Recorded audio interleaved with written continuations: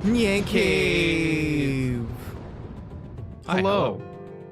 Welcome to Final Fantasy VIII AI Dungeon. It's gonna be a good time. I forgot to turn the bot on. Hold on. Maybe. Who knows? It'll be a time. Yeah. So apparently, I was checking out AI Dungeon, and there's a new feature where they have a new, more powerful AI generator that makes more engaging stories. So we're gonna try that out. That's kind of neat. It's called the Dragon AI. The Dragon AI. Yeah, if you don't know what AI Dungeon is, I don't know exactly how to explain it, like who they are. Just some people who use there's some open source AI thing that Google has that allows all of these AI things to come up, but basically you give it prompts and it writes a story. Yeah, like auto DMs for you. You say like, I jump across the cliff, and it's like, you fall and die. Congratulations, you're dead. Yeah, you die before you hit the ground. Or it'll say you're falling, and then suddenly a cloud catches you and lifts you up and then delivers you. No, if Cloud is falling, I assure you that he is dead before he hits the ground. Yeah, perfect. But yeah, so today, to celebrate finishing Final Fantasy VIII, we're going to try to make a Final Fantasy VIII theme story. We can give it some prompts. We're gonna see if we can write a better story than Final Fantasy VIII through using the power of artificial intelligence. Yeah. Is that something that we can do? Probably not. I got the YouTube audio library here. Ooh. Ready to go, so we can flip emotions on the fly as the story progresses. All right. Yeah, I've got some stuff up here. Before we start, though, I'm gonna let all of you kind of pile in here. I'm going to grab my coffee. So if you haven't grabbed your coffee, you should grab that. Wow. Yeah. Hey everyone, welcome back to the NyanCave, where we're gonna do just a little bit of guided meditation before we do Final Fantasy VIII AI Dungeon. So everybody who's listening, just close your eyes. Are you closing them? I think they're still open. Close. There you go. Close your eyes. What do you see? It's an alien ship. What? What's in the alien ship? Oh, it's a little friend. Say hi to the little friend. Hi, little friend. Oh, he's so small and blue. Wow. What do you guys want to do next?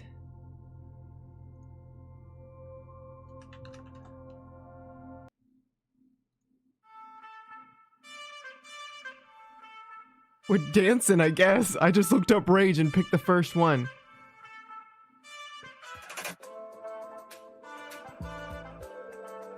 Hey buddy, the little alien says as you approach him. What are you doing in my neck of the woods? You're scared. You don't know why, but you're scared. He's much smaller and significantly more blue than you. This music is loud. So, I didn't have poo-poo ready. What is this club-ass song? I don't know. I looked up Rage because I was going to be like, let's make angry noises. This one's called Cthulhu. Poo-poo approaches you. Mother than me. He says, he was so small a moment ago, but now you sense his immense aura. Go.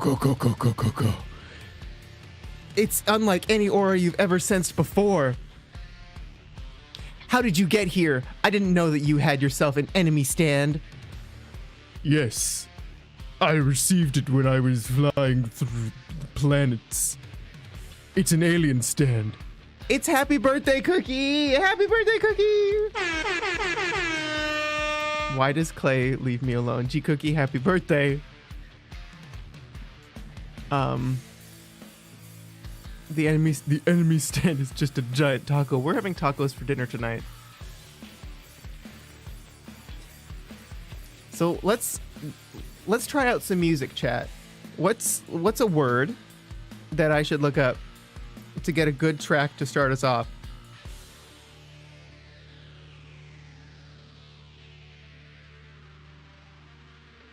Party? Party. Okay. This one's called Renegade Jubilee. It's the first one when I search party. Hi guys, my name is Birkenstock, and I'm here with my girlfriends at Coachella, and I can't believe it. Oh my god, we saw, I don't know, a Coachella singer. Coachella herself, she's here, Coachella. Thank God you're back. Hi, I'm Birkenstock. This is my best guy friend.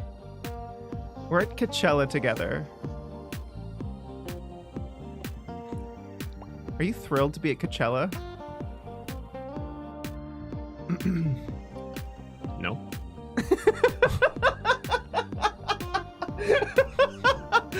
Oh, if I was actually at Coachella, that's what I'd say.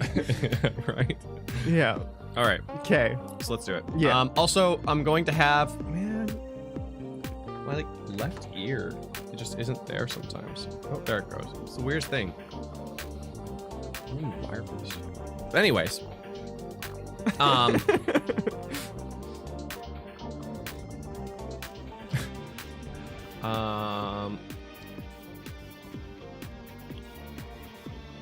I guess... What room? Because the number Jackbox room is still open, right? Yeah. Cool. Is it still open? Yep. It seems like it's still open. So I guess we need to determine how we want to start this story. Yeah, absolutely. And then we'll determine either together or I'll just figure out a music to find out to start based on that prompt. Yeah, I think that you can... Selfie, just Quistis, and Squall all arrive at Coachella. Selfie's wearing feathers in her hair, and she is looking super fly. Quistis tried to her hair down. She also looks super fly. Okay. Renault approaches them. She's wearing a two-piece... The AI is writing the story, not you. I'm now writing... settle down. I just... When they get silent and Coachella music's playing, you gotta make a story about Coachella. She's wearing fringe for sure. And beads. No, wait, he's got a point. But yeah,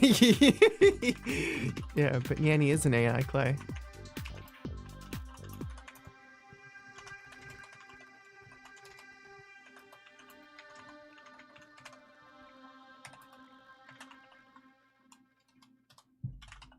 Oh, I have to make this smaller so we can read what you're typing.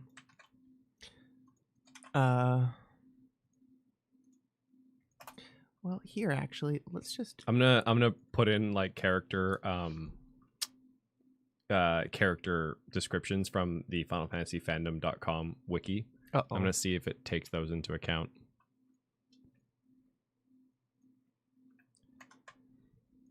Okay. Let's just look up Coachella. I'm gonna edit it a little bit. Coachella. Ooh, skyscraper and ARP bounce. ARP bounce. Can I make this bigger? That's an odd thing to not be able to do. Oh my god, I'm having so much fun at Coachella! They walk into the gates of the music festival and see... Alright, so how's this? I forgot to capitalize. Squall Leonhardt and Selfie Tilmit are heading to the Balam Garden Music Festival hosted by DJ AI Nyanny. Selfie is a punky young woman with a carefree spirit transferred from Trebia Garden. She tends to overcompensate her sad past with happy disposition. Squall's a lone wolf. He is known as a fearsome warrior in training, specializing in a rare gunblade. Though aloof and seemingly detached, he grows to appreciate his friends and love for Noah. Oh, spoilers for Final Fantasy VIII, by the way. If you haven't played the game or if you care. Last time we did Final Fantasy VII spoilers, but nothing actually too earth-shattering happened.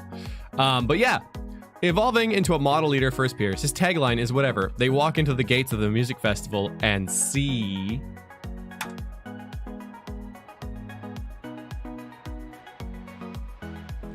Oh my god, I'm happy to be entering the gates to Coachella. They walk into the gates of the music festival and see Selfie Tilmet holding up some sort of pole arm. Whoa, what's that? Selfie asks excitedly. Selfie Tilmet looks at the weapon and shrugs. I got it off this guy. Oh, thanks. He walks away towards... Oh, well, Selfie's a guy now. That works. He works away towards another group of people holding poles with something similar on them. You turn back to your conversation, still not seeing what's going on. Well, I guess we're Squall now.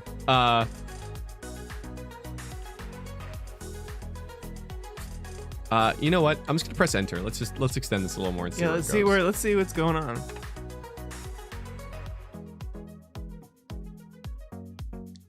In one corner of the garden stands Selfie Tilmet, sporting a new weapon. The other two pole arms are held up by Selfie Tilmet's friend and friend-in-law.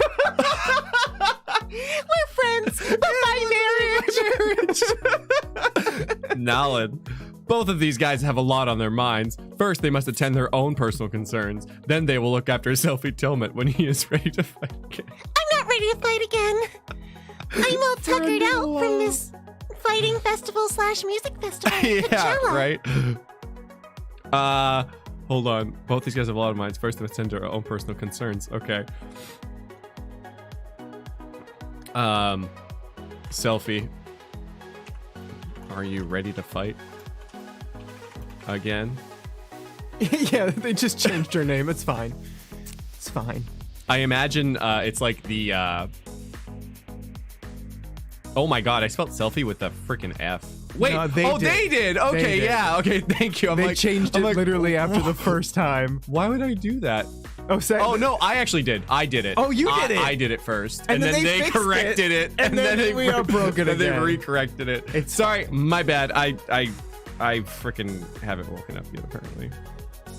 Can I do it again? Okay, yeah. Is the first line selfie? Are you okay? Yeah. We're fighting the incorporate with the oligarchs on one side and the resistance on the other. What? It sounds nice. We get to fight Warwick. Won't it be fun? He's clearly out of his mind. Everyone seems uncertain how to handle this situation. Someone call the doctor. Maybe he took something he shouldn't have. That's par for a music festival.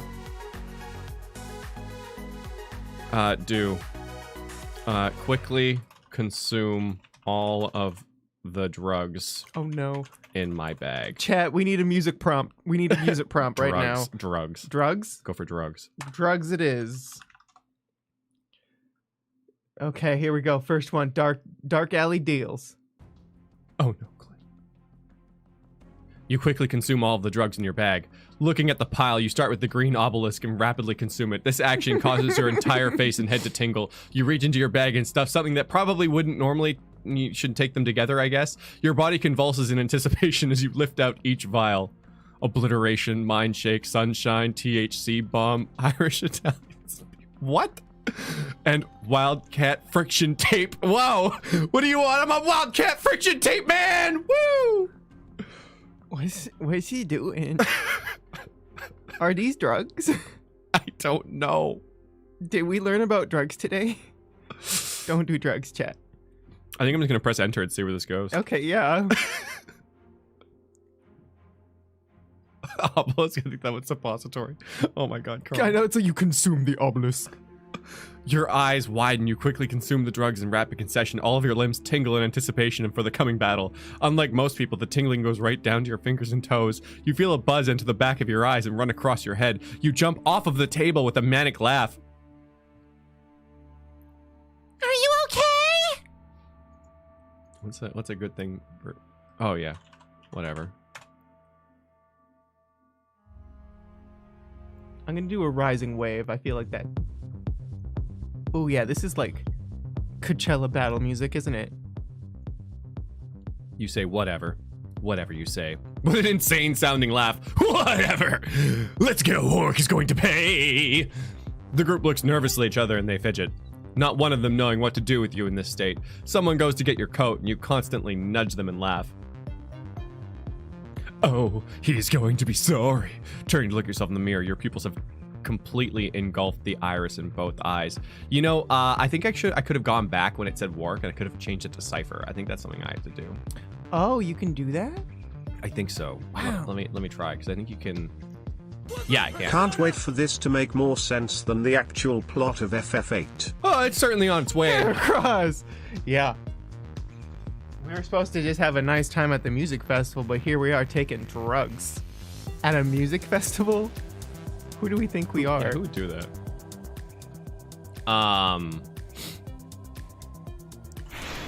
Everyone... Just finished playing Final Fantasy VII Remake for the first time and I am in love. Yeah. Also watching your VODs and I just wanted to hug all of you.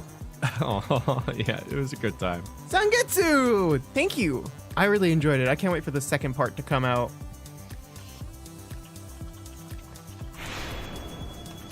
All the things taken out of that bag sound like Yu-Gi-Oh cards. Obliterate, Mind Crush, etc. THC bomb. Thank you, Spintato.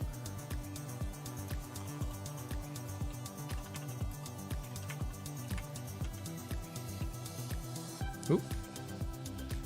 My bad. Sorceress. Oop. I'm gonna change Warwick to Cipher right after this. Okay. Leave with haste. That's what see where it goes. What card is Wildcat friction tape? I don't know. It's a trap card. Despite this, everyone gets ready to battle the evil sorceress's knight Warwick. They leave with haste, not wanting to go through the main entrance. The byway that is used leads to the center of the main road under repair. Hourglasses suspend in midair, set off timed explosions that collapse the buildings and huge clouds of dust enter the area. Quick, quick through here! Someone says as you giggle at the destruction happening around you. Takes almost 20 minutes to traverse the buildings using narrow passages that haphazardly bricked together. Okay, hold on, let's Oh shit, look at you. You can change him. Oh, no, I can't change anything here. Okay. Oh, you can't change it, eh? Eventually, you approach the... Sorceress. I was going to say large Gothic castle. Gothic castle? Yes, the Gothic castle.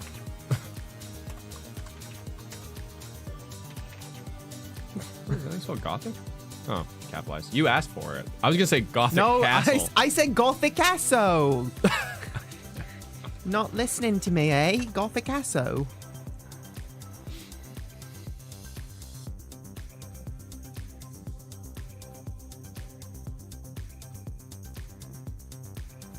Eventually, you approach the large Gothic castle from behind, moving through the house and alley until you're adjacent to the castle's walls. Multiple people around you are stringing wire between the buildings and doorways.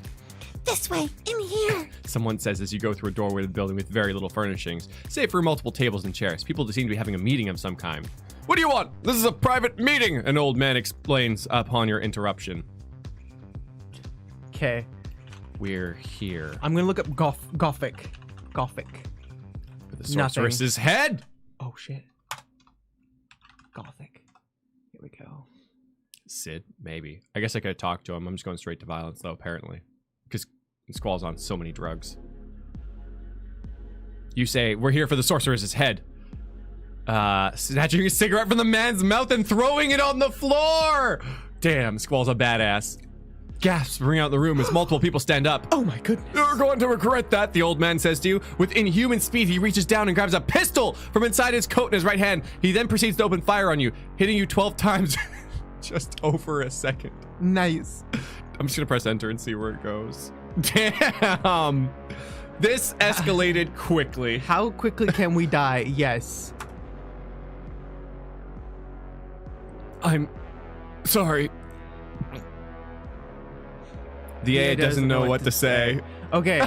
This is the AI. It wasn't even Squall. The AI's like, I'm sorry. This is going on. I have an idea. Okay, undo. Undo. Undo that. Oh. Oh. Yeah, you could redo that.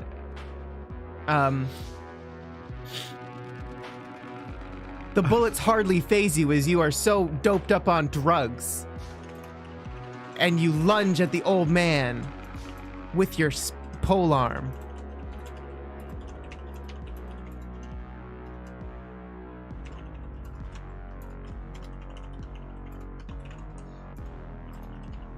We went, yeah, right?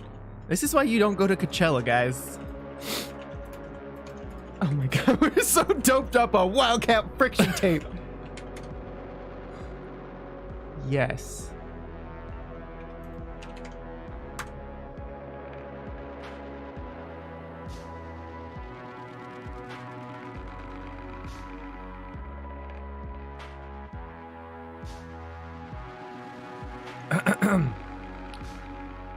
Oh, shoot. I think I switched.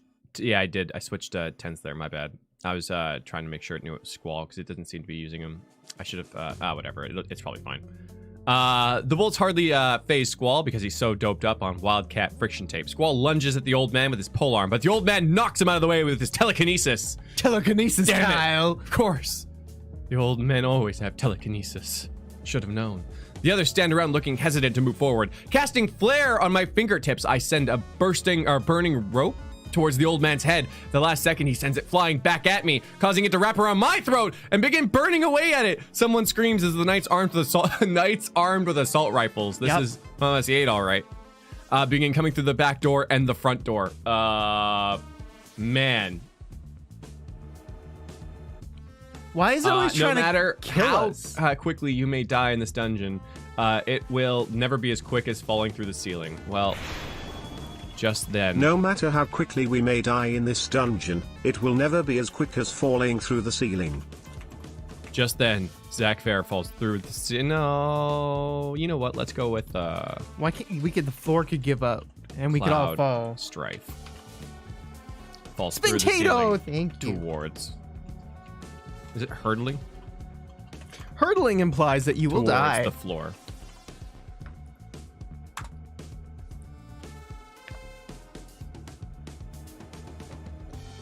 What about Zell? What about Zell? Just then, Cloud Strife falls through the ceiling, hurtling towards the floor with a battle cry, knocking over the old man as he falls. This is the start of a nice long slaughter, Cloud Strife says, completely in character. Time to go! I'll explain outside! Selfie yells as she turns towards the knights and runs out the back door. Cloud, using the old man's prone body to kick off does the same. You try to follow them and stumble almost immediately as bullets begin flying your way. Holy shit. Cloud makes a way better entrance than Zach did. Why is he not dead before he hits the ground? That's not fair. It's a good prompt. Araki, we'll kill every last one of them.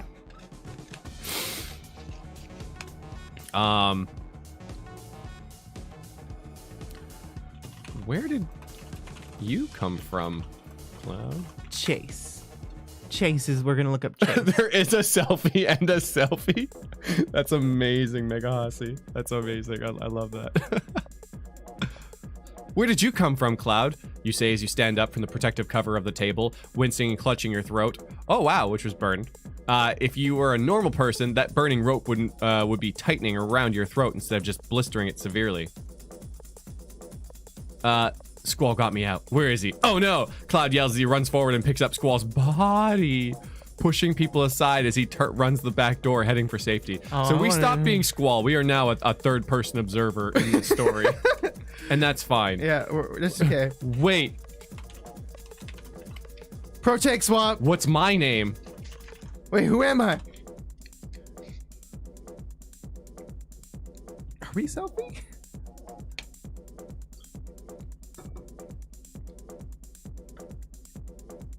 Wait, what's my name? You scream after him. He turns back at you, his face contorted with pain.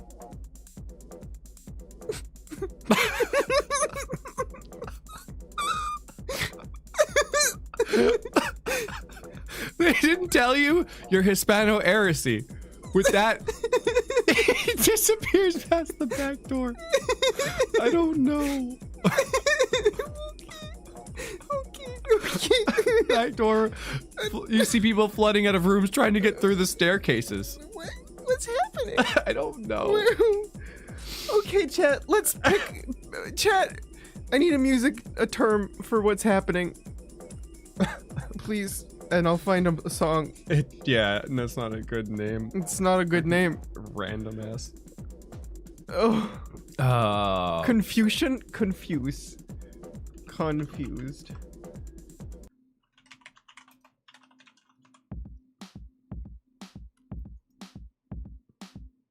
Tactical confusion. Tactical confusion.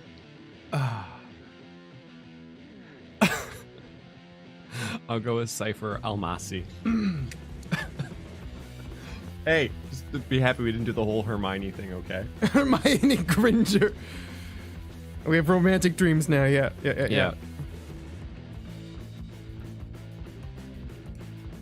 Damn, this is all bullshit. I think that's something Cypher would say. Wow, this is super reminiscent of FLCL music.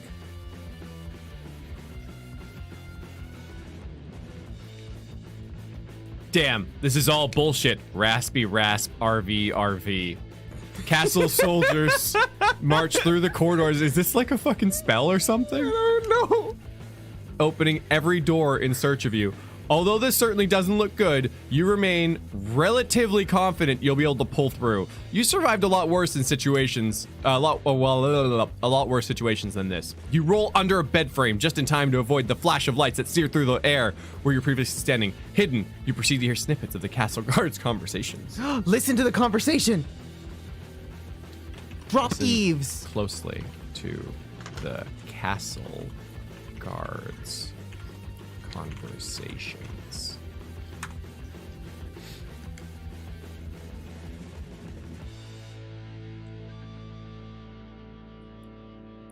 Next music prompt, chat.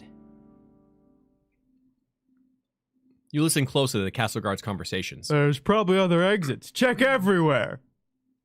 One of the guards snaps as he sees too much of the room. You remain quiet and decide that now would be a good time to escape. While their numbers are low, you grab one of the wooden legs on the bed frame and yank it off, using it to rapidly jam the lock on the cell door. We got arrested at some point. You dash out, knocking your shoulder into one of the guards.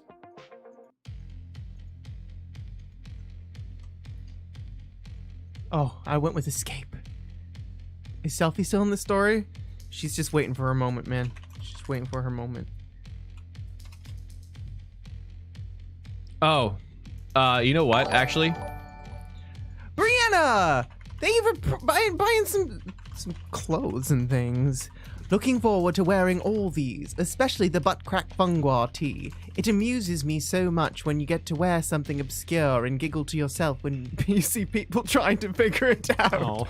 Love you all. Yeah, it is fun. Okay, I'm gonna interrogate the guard for Selfie's location. Okay.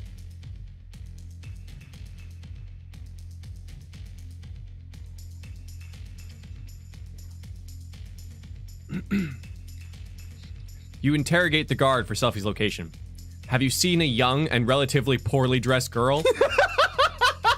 I mean, that is something Cypher would say. Why are you reading her like that? She has brown hair and would undoubtedly be one of my allies. Aww. You ask slowly in a voice that expresses extreme calm, as you draw your sword slightly. Hold on.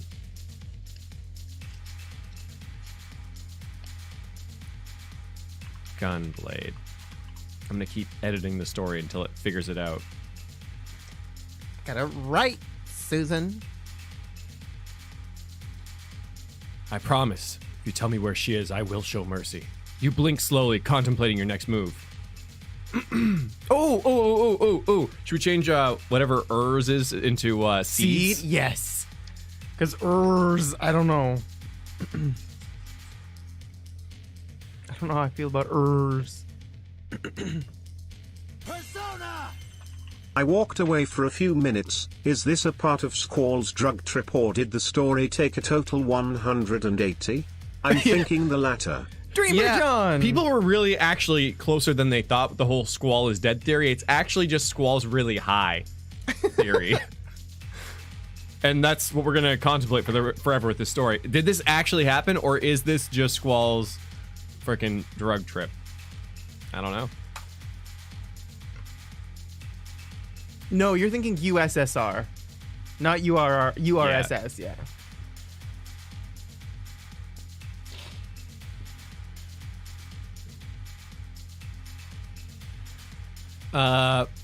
She's with the seeds. The guard gasps before you swiftly run your blade through his neck. Cypher's a liar. Shocking. I will show mercy. I guess. I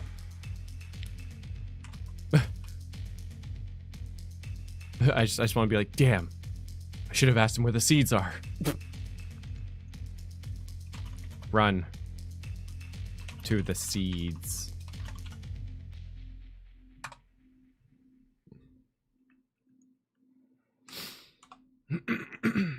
Looking for run. This one's gonna be... You begin to run up the direction that can only be assumed is towards the entrance to the downed helicopter. If I can reach it, then perhaps I still have a chance at flying this thing back home. You desperately mutter to yourself. You turn a corner and quickly notice that several soldiers are attempting to come through a locked door on the other side with handmade brake. Your gunblade easily blows through the simple lock on the door and you quickly stall any of them from escaping. Where's Selfie?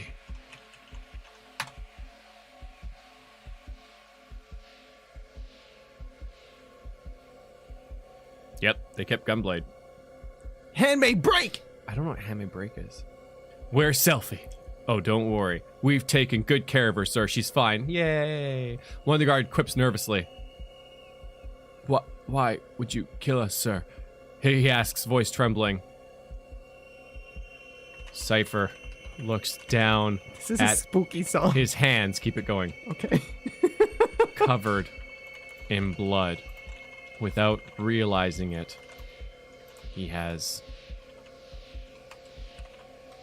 killed his allies. Thinking back, there are multiple I'm trying to say blank spots in his memory, but in a way that would be easier to understand. Oh, thinking back, come on. He can't remember things clearly.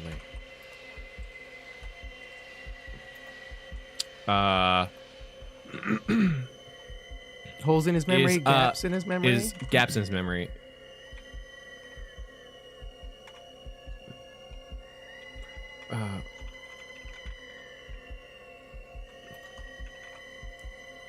I'm trying to say is Cypher being controlled by a sorceress somehow, but in a way.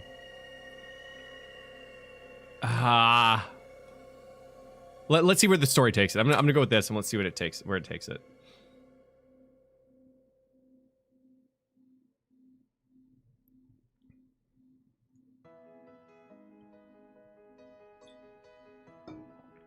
Thinking back, he can't remember what happened clearly. He just remembers finding himself covered in blood with several corpses around him. This is inappropriate. Hell happened, he asks himself. Meanwhile, you break the cheap lock on the storage room door and begin taking much needed equipment. A flash bomb, a capsule of poison gas, a couple of smoke bombs, and some of several other items added to your limited arsenal. You quickly snatch up a second clips for your gunblade. Do you have inventory? Cypher, are you? Where's Cypher? Well, not anymore. Who are we? I don't know. I'm Oh, afraid to okay. ask. Persona! Oh, no. Just remembered to tell you that I got my butt crack funga t-shirt on Friday last week. Hey! I'm glad it got there. I think I saw someone post a picture. I can't remember whomst, but I remember seeing it and being like, nice. can I ask who Cypher's being controlled by? That's kind of what I was doing. I'm gonna try and pretend that I'm. Well, I have literally already lost track of what is happening in this story XD. it's okay. Just take Gaming it one bro. paragraph at a time. Me too. Could the sorceress be controlling my mind? I certainly hope so. Oh no, sorry. This is good. Could the sorceress be controlling my mind? Hit it, sorceress. I certainly hope so. The voice in your head states. We want the same thing. I'm going to help you reach the girl. You seem to be struggling a bit after all. Is what the voice in your head says, giving you a hint on what to do next. This insane little game continues. Listen up. The voice intones seriously after a few minutes. The gods seem to have determined to prevent you from reaching the young girl. This is so good because it's actually kind of what the sorcerer would do. Because the soldiers are like, "Yeah, don't worry. Like she's good. She's fine. Why did you kill us?" And the sorceress is like, "Nope. They're trying to hunt you down." Yeah, that makes sense. All right. Okay, I no. feel like after this, Squall and Okay. Vincent are going to I have a bro believe you. bonding moment about their fever dreams. Yeah, right. Spintato!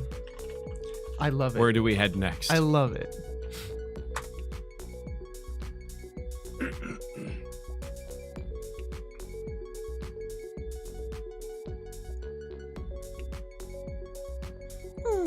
You believe me. That's new. I suppose someone as lost as you would have to believe in anything. Of course, outbursts like that are what makes people so amusing to watch. Now, quickly, to the right at the end of this hall is a set of stairs. Take them down to the main hall, but be careful. There are several small groups of soldiers patrolling the lower floors. Obviously, this voice wants you to move forward. Move forward. No, wait. Do what the voice says. Okay, what's the do with the voice said's move? Possessed? I'm gonna look up possessed. Is that good? I can't spell possessed. Let's try. You take to the right, quickly spying a set of stairs at the end of the hallway. You slow your pace a bit to avoid stirring up too much attention from the guards. Eventually, you manage to spy another guard just at the base of the stairway you're trying to reach. At first, it looks like he's patrolling, but upon closer inspection, it seems more like he is drunkenly staggering around. How he maintains any kind of consciousness is with... I see a guard. No, I don't like that. What do I do? Spirits of the dead.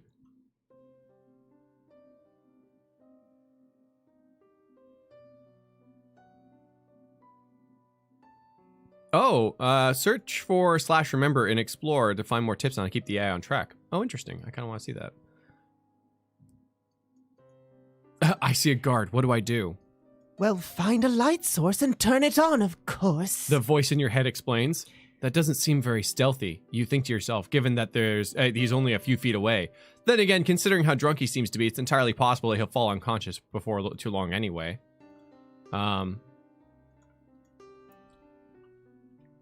Find a source of light.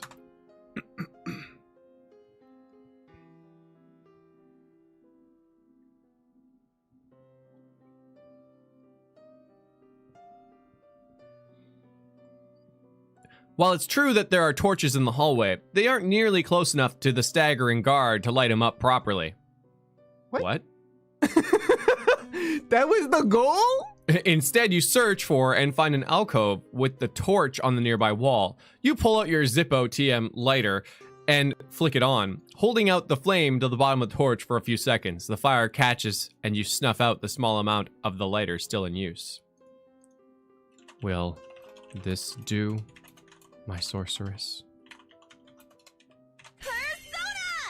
The sorceress just wants a vessel so she can play triple triad with Squall. Oh, nice. Mr. Mega Hussy! We gotta play cards with someone at some point. I'll ask the drunk guard to play cards. If he's not on fire. Perfect. Now hurry to the stairwell. You turn your head once more to the staircase. This time, you avoid making noise. You make fairly good time and manage to descend down the stairs when you notice the guard fell asleep. As you creep down the stairs, you notice two other guards on the opposite side of a railed off lower floor. However, they do not seem to have noticed you at all. We're going stealthy. Walk up Stealth. to the guards I only have one and option. ask them to play a game of triple triad.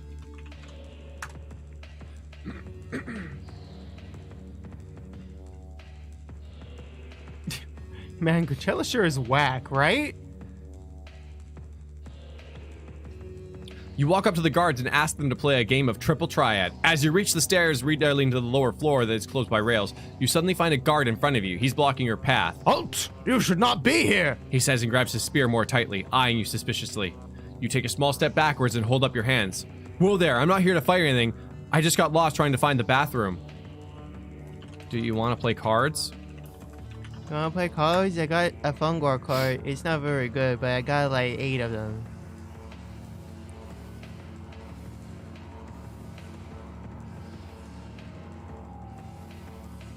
Are you trying to distract me? He asks, his suspicious tone becoming angrier.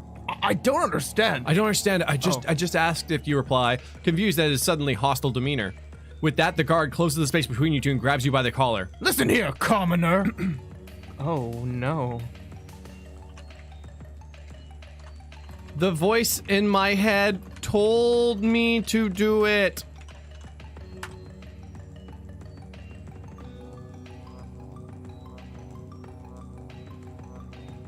Update, he does not want to play cards. The voice in your head? The guard asks confused. Suddenly his eyes widen as he seems to understand a bit better. He frowns a bit. What kind of joke is this? Making a fool out of me in front of my men? I didn't, what? You stammer and is starting to get a bit frustrated. Tired of your act, the guard begins shaking you violently back and forth. Say we. I don't know. We. Ask the voice in my head for help.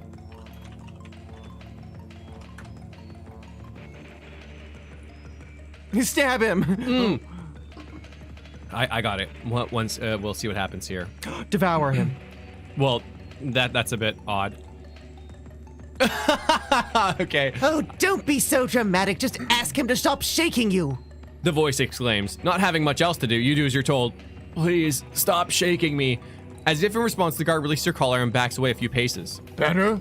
He asks, though remain on watch for any sudden moves on your part. You nod hesitantly.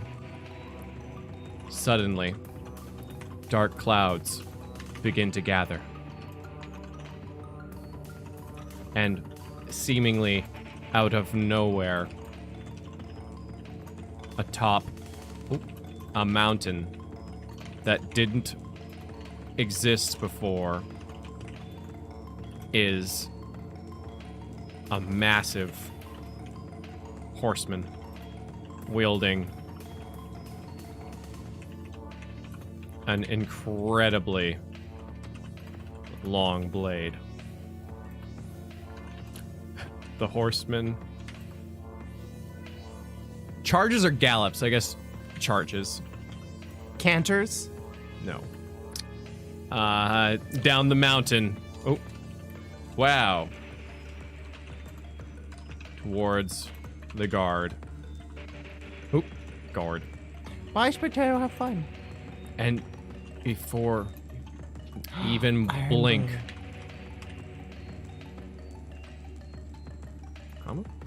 He has been sliced Slicing. in two. Oh, wow, slicing. You could use in twain if you want. In twain? Yeah. When? Where? Instead of in two. Been sliced in twain. I don't want to confuse it. Oh, In- you don't want to confuse it with twain? No, you don't have to. It was just like a In twain? suggestion, but I just love. I don't want to confuse it. Well, what is like twain's like string, right? What? That's Twain? twine. What's twain then? Twain to be cut in twain? An Twain? archaic term for two. Yeah. Literally archaic. Yeah. It's an archaic term. Yeah, it's fun. It's a fun term. People love twain. Twain, take me away. Drops of Jupiter? Twain? By Twain? Ye old two. You don't have to use it. It was a suggestion. It was a suggestion. Let's see if it works.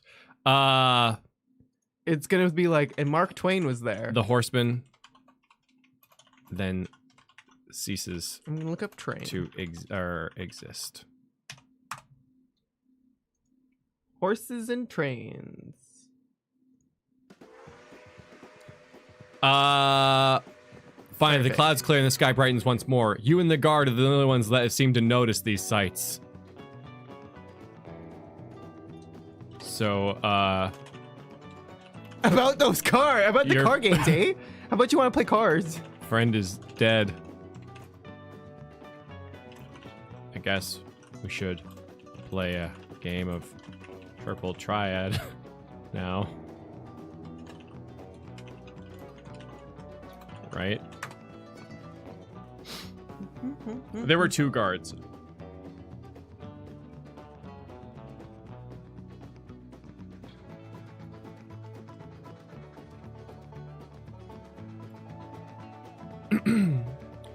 So your friend is dead. I guess we should play a game of Triple Triad now, right? As you are suggesting this, you notice the guard's lip begins to move and his eyes lose their brightness. You wake up in the middle of a road with no idea how you got there. You stand up and quickly notice all of your things are with you, including your knife. It would seem that whatever happened is probably past, or not. As you look around the road behind you, you notice that nobody else is around. It's just you on the road. Make out with the road. Oh, Don't put me in no. charge of this game. Time compression? It's happened. Time is being compressed.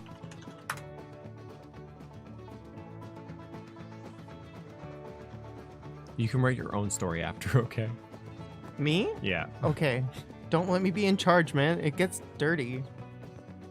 You say, oh no, time compression. It's happened. Time is being compressed. You try to get up but find you're exhausted. Maybe it's from the shock or something, or maybe it's through the energy sapped from you during these last few seconds. I have to get moving. I can't waste any more time or it might be too late. You struggle to your feet and begin jogging down the road in hope of finding someone who can help you. You pass by a number of people and they all seem to be just out for a Sunday stroll. What year is it? I'm looking up time. The Fur Parade. We're gonna play the Fur Parade.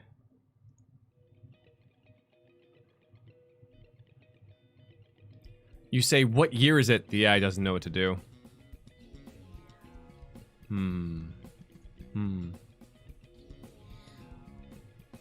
No, parade. P-U-R-R-A-D-E. Parade. You know what? Actually, I'm just gonna do that. Man, that wildcat friction tape is hitting us hard. Yeah. Boy, Heracross, this is Ooh, one boy. crazy music festival.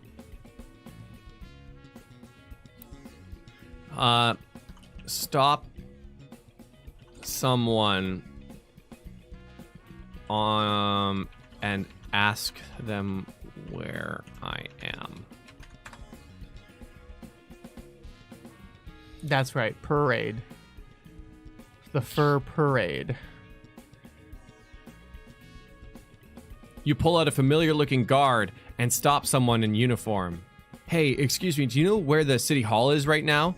The officer looks puzzled for a second, then her eyes regain their sharp focus. I'm not sure, really. I was on my way off duty when I got called into something, so I just went straight there.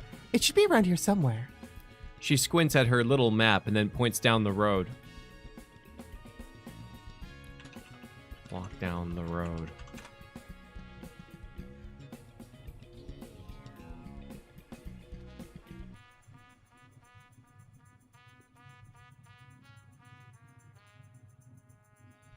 As you approach a long flight of stairs, you notice that the top of City Hall looks brand new. You had no idea it had burned down. What? You begin up the stairs, which seem to be never-ending. You're very weirdly out of breath by the time you reach the top, but as soon as your head pops over the ledge, you see something truly unbelievable. It's you! The real you! Leaning against the pillar, reading a newspaper! You're not me! Yeah.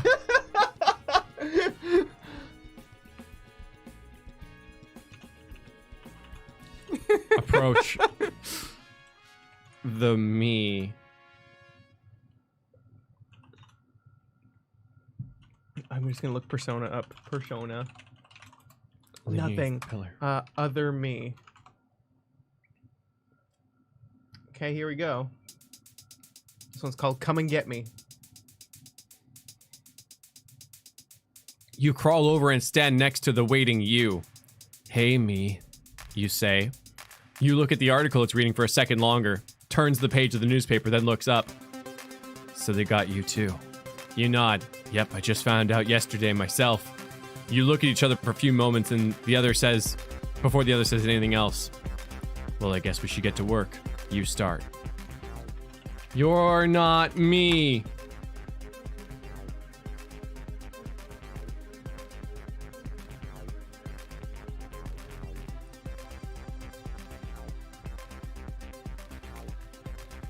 You're not me! I'm sure the real me is off doing important city hall stuff right now, but I'm just a copy. It's pretty weird, huh? You start walking down the steps to street level. Pretty weird is an understatement, you reply. The other you follows behind you. Where are we going first? You think for a minute. I don't know. How about the police department? Let's just see where this goes.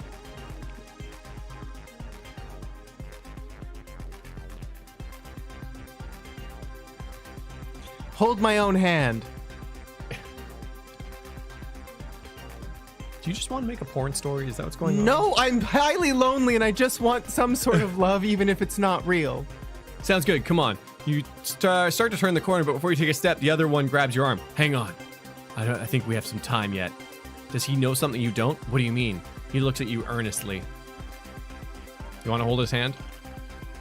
Yeah. This isn't going to end well. It's fine. You It's give it fine. an inch, it'll make a mile. No. Holding hands is innocent. It's not. It is. You watch anime. Okay, it's not. You hold his hand. His grasp is warm and comforting. Trust me. You sit at the kitchen table while you watch him make a phone call. Before he makes the call, he told you you're supposed to make it last night, but it'd probably work even if you waited a while. After you called it, he hung up and sighed before explaining to you that he needed your help with something. I'll do anything for me.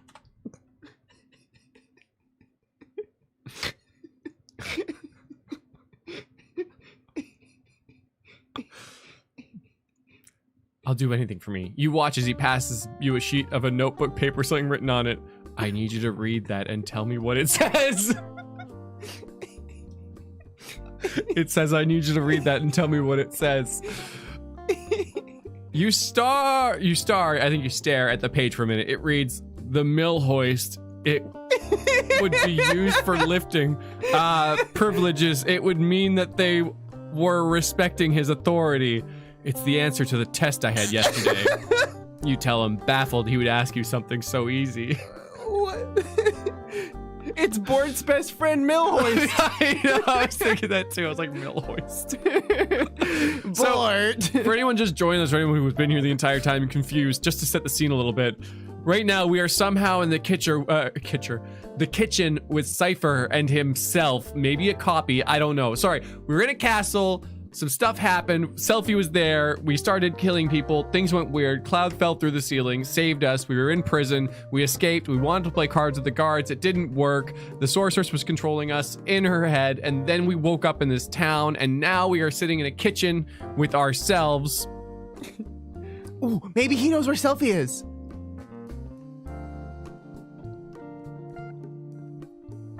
Haha. That test was so easy. And yet, Selfie failed it.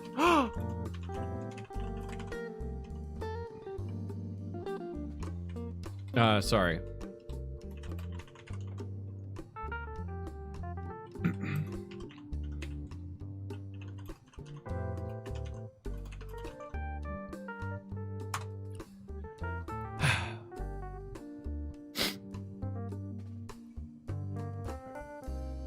I looked up the mood romantic and just had hand, and this is where we're at now. You say, haha, that test was so easy. I remember Selfie failed it despite how easy it was. A pained expression flashes across his face before he hands you a different sheet of paper.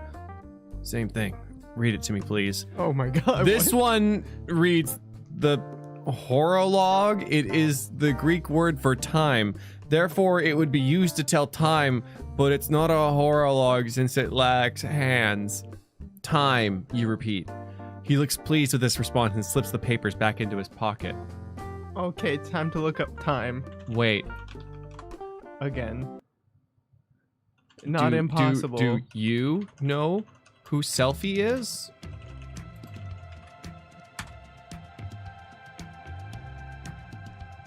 Other cipher never learned to read.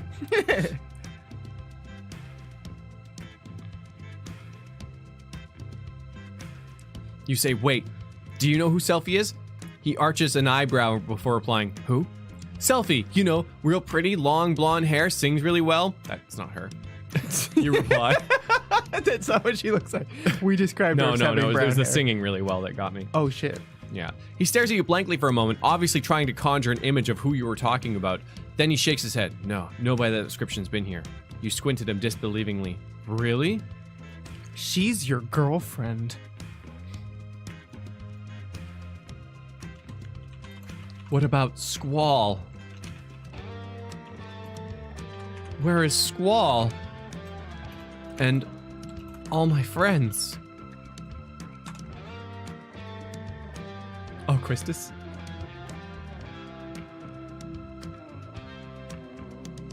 Oh! Real pretty, long blonde hair and sings really well. That's Quistis? That's funny. What about Squall? Where is Squall and all my friends? Without changing his posture, he slowly shakes his head sadly, his gaze not meeting yours. You don't know why, but you feel less worried about your friends and more worried about challenging him. So what's going to happen to me? You have been infected by Anuo. The delusions brought on... Okay, hold on. I'm gonna change this to like a Dia, maybe. The delusions brought on by it are very rare, so there's no need to worry. Who are you, you snap? He turns and looks at you.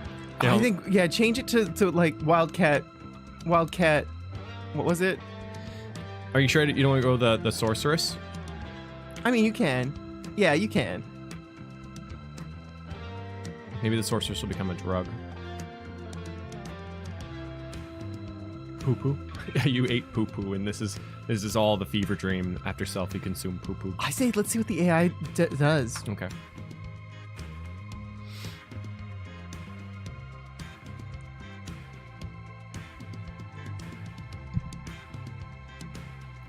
I know it was a super boss in FF5. That's hilarious.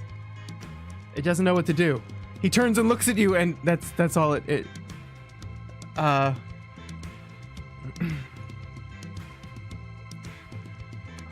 am the self. Just then, Quistis. Yeah, it's true. Clean break. Falls through No. the ceiling. Soul searching.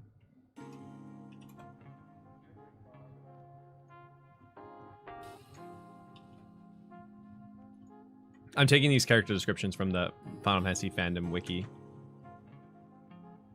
By the way. Quistis Tripp is a top-notch member of Siege who serves as Squall's instructor. Though beautiful and popular, she is insecure. She overcomes this through her caring for Squall and her friends. I don't know if she did. Oof. She lands in a cool superhero pose and brandishes her Her whip. maybe cracks her whip confidently.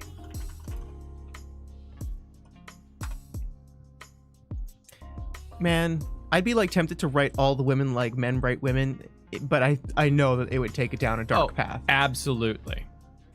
Just then, Quistis Trape falls through the ceiling. Quistis is a top-notch member of Seed who serves as Squall's instructor. Though beautiful and popular, she's insecure. She overcomes this through her caring for Squall with her friends. She lands in a cool superhero pose and cracks her whip confidently. The two of you eye each other warily and draw your weapons. Fuck! We're fighting Quistis. With quick reflexes, you disarm him. Snap his neck. Wait.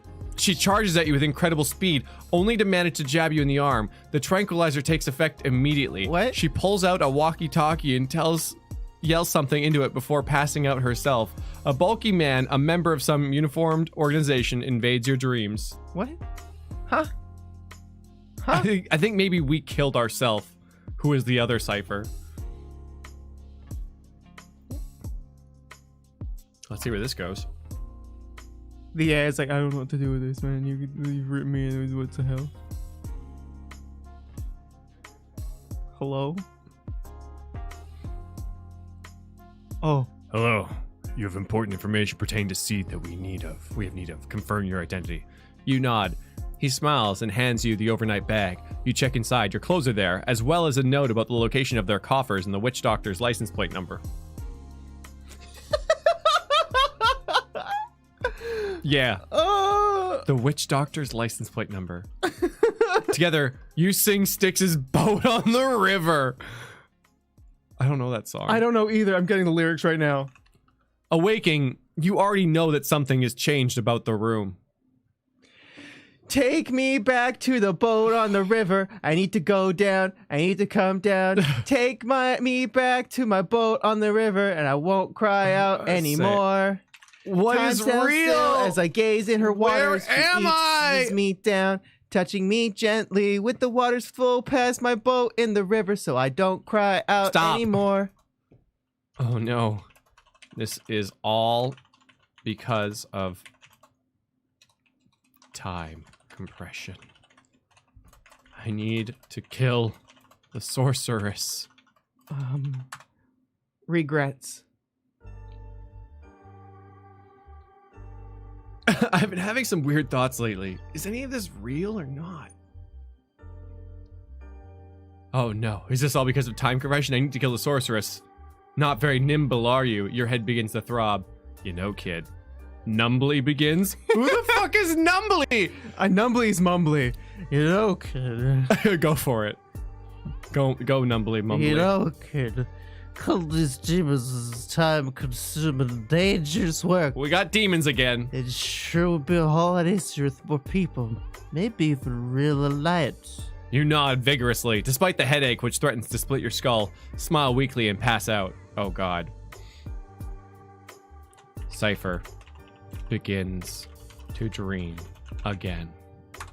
I've become so numb, I don't feel you there. Everyone's so fun, even more ways. Honestly, we're just so fucking like we're I like it's full on Inception. I don't know where we are within consciousness anymore. I don't either. Oh!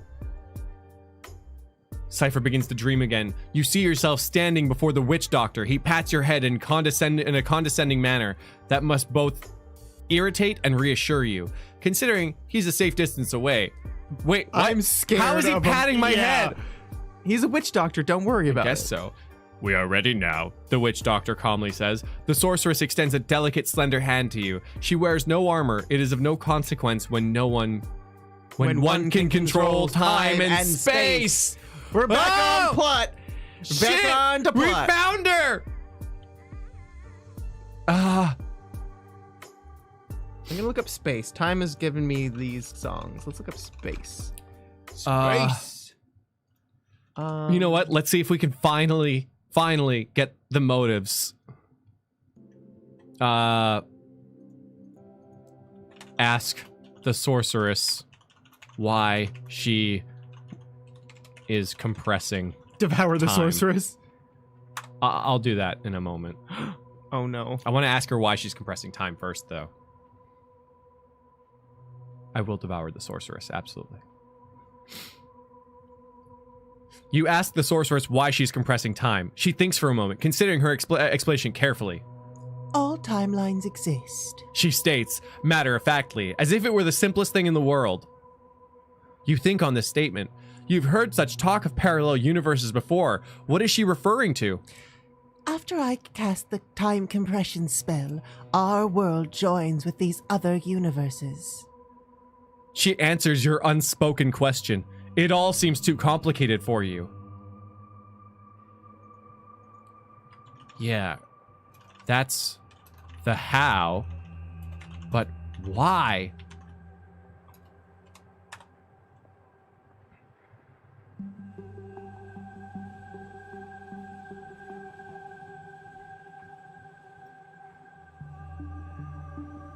She stares at you blankly. Why what? She asks, genuinely confused. You begin sweating nervously, expecting her to lash out at your stupidity for asking such a stupid question. You're relieved when she continues. Why do you want to know? Why anything? The question makes no sense in the context of this conversation, but perhaps she fully intends for it to be ambiguous. Again, you wonder if she speaks in cryptograms. Yeah, you lie. Like, is any of this for real? Do you think the sorceress is just Nomura? Oh my god. Why? Why not? Why not? It's cool. Devour the sorceress.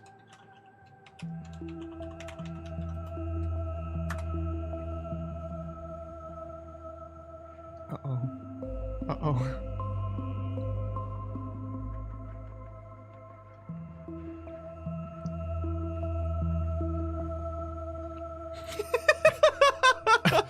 You scream, I must devour!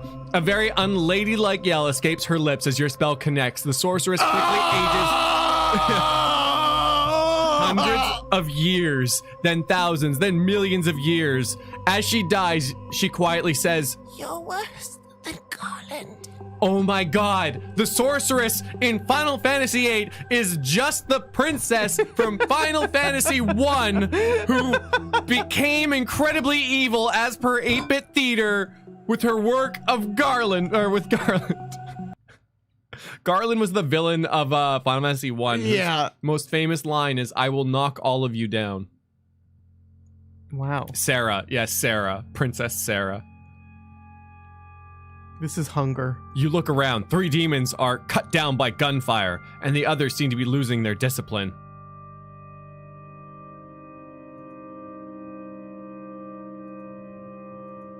Damn. I don't know where this leaves us. Evade the gunfire and continue forward. Final Fantasy I deals with weird time travel too, so it works. Yeah, I mean, this was not the answer I expected to the end of Final Fantasy VIII, but here we are.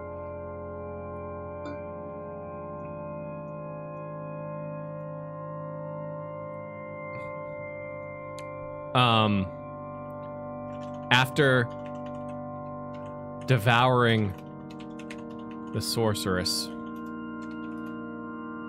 Cypher's head begins to pound harder. Oh no, I shouldn't do that. Throb. Begins to hurt. Oh, okay. It I don't like that noise. Hurt? Oh, that, yeah. That noise was not nice. It continues to throb until a familiar voice speaks inside his head.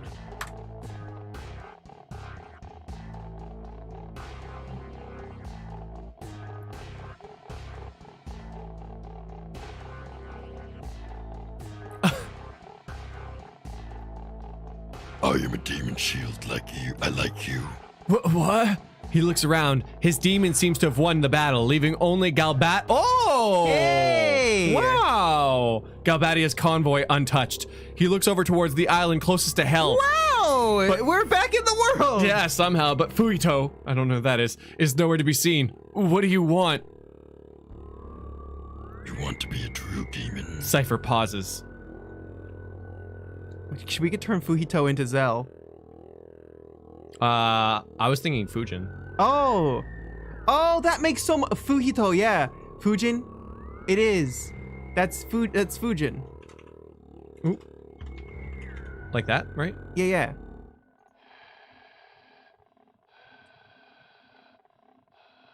I keep thinking this was in Cypher's head. Honestly, Marco, it very well might be. We don't know. Cypher pauses. This is scary music. I just want to fish on the pier with my friends again. It's my platonic dream. I don't know, capitalize platonic. Because it's important.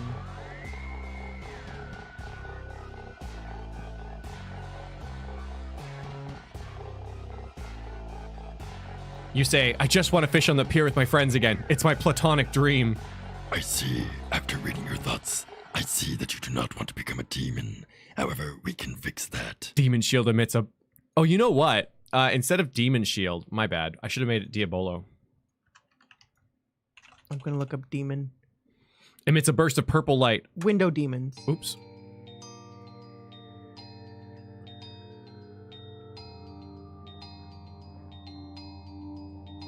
Diabolo? Yeah. Diablo. Oh, shit. I mixed up the monster and a thing. Diablo? Diablo. Like that? Yes. Okay, my bad. Yeah. Diablos? Diablos? Monoblos? I don't know. I always mix them up. But I think it was Diabolos in something. I can't remember which one. Just like Marlboro or whatever. It flips back and forth, I believe. You immediately feel a good portion of your free will being taken away from you, along with the loss of empathy for others and conscious. Really, you lose all control over your moral fiber. Oh, crap. Kick a puppy.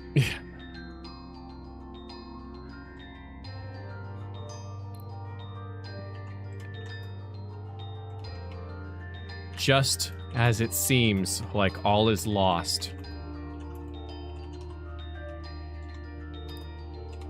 a beam of light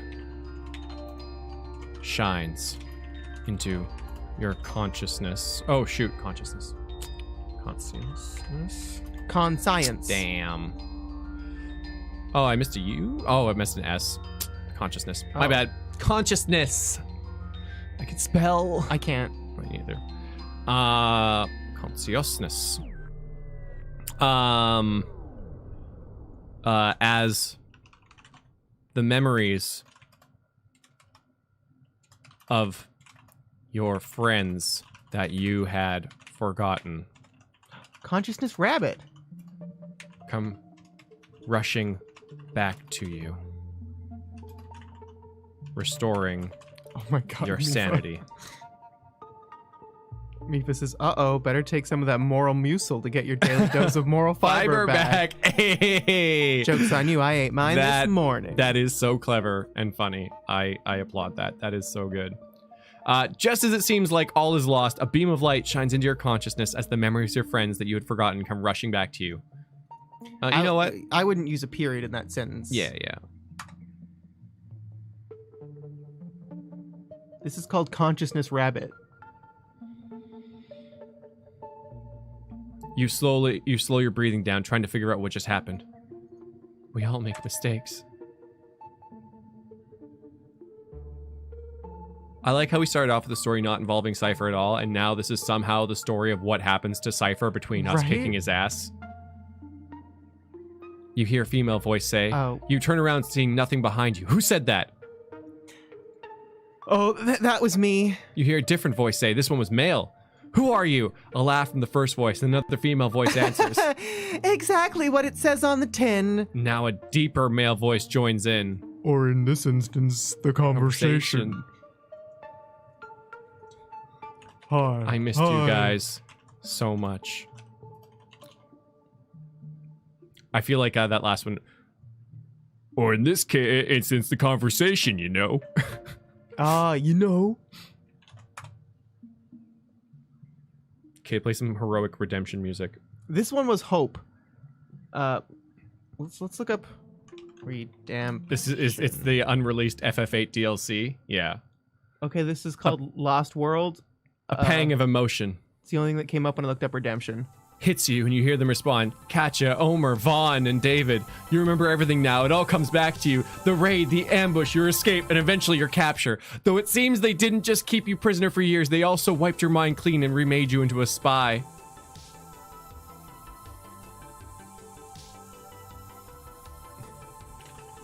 Wake up, go home, and fish with your best friends.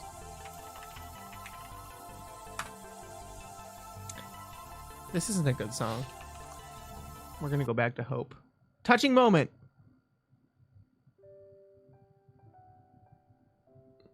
You wake up and go home and fish with your best friends. After returning to the surface, you tell your friends David and Vaughn that you wish to return to the pier.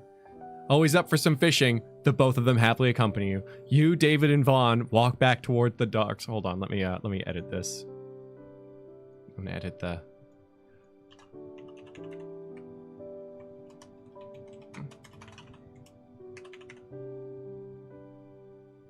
Whoop.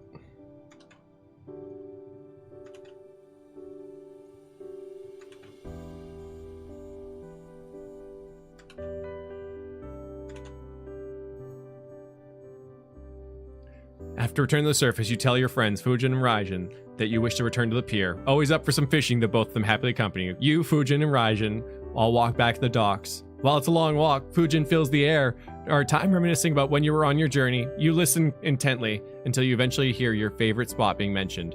The three of us could make a living there.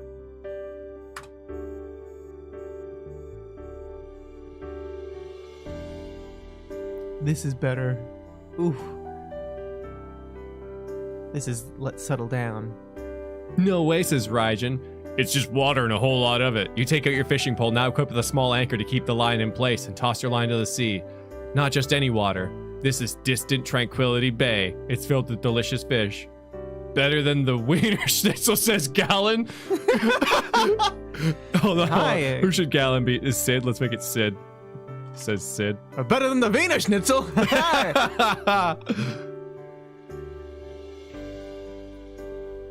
Oh, Sid, you jokester, you. Oh, Sid, you jokester. I'm gonna end this in a moment.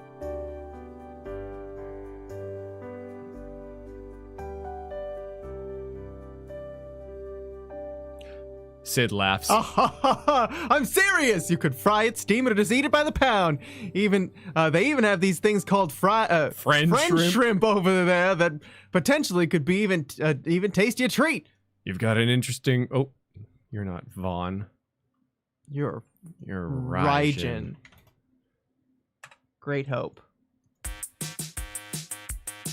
Is there a repeat option For the song? Yeah. I could just play it again. Okay. I'll just play it again. You've always got an interesting description of food, says Raijin, chuckling. Oh, why, thank you. After exchanging a few more bits of banter, you start salmon fishing. Then, roaring overhead, Balam Garden soars through the air and over the ocean. A wave of emotion rolls over you as you think about everything. As you think about all of the struggles that you and your friends have overcome.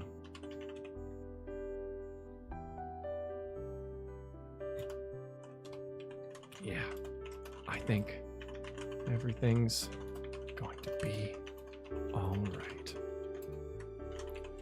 Cypher says.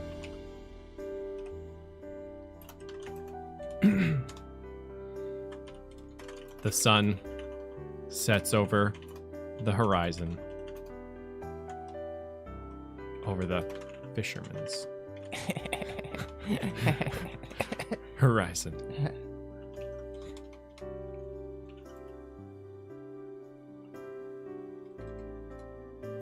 As he stares off into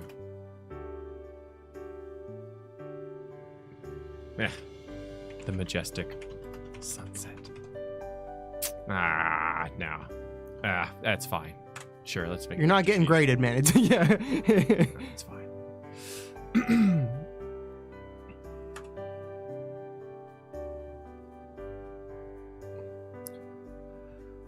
With the world in the sky and under your feet, your companions can't imagine being anywhere else. He doesn't know what to say. The end.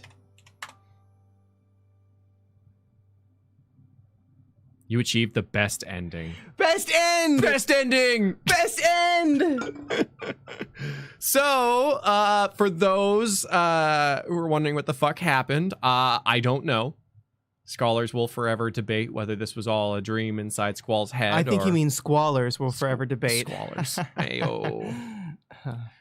Yeah, this is the unpublished epilogue of Cypher, whose story in Final Fantasy VIII definitely has a bit of a hole to it, you know? Because after you beat him, next time you see him, he's just fishing with his friends. And so this is his journey through time compression and inside his own head as he wrestles with the control of the sorceress and, you know, his triple triad addiction and all that stuff. And somehow he comes out to the end, you know, fishing with Raijin and Fujin.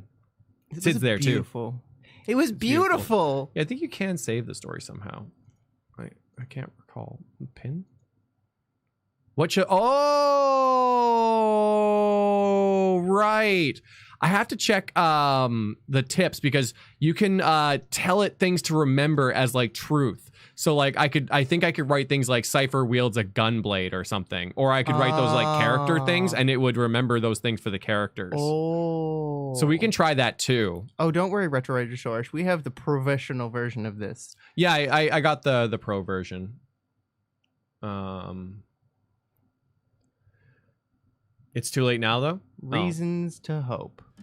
It's fine though. I mean, it's all on stream, so we've got time for one more quick one. Oh yeah. Nyanny stories always end abruptly, so there's no, that. they don't. They're super good. Do you need me to like hide anything?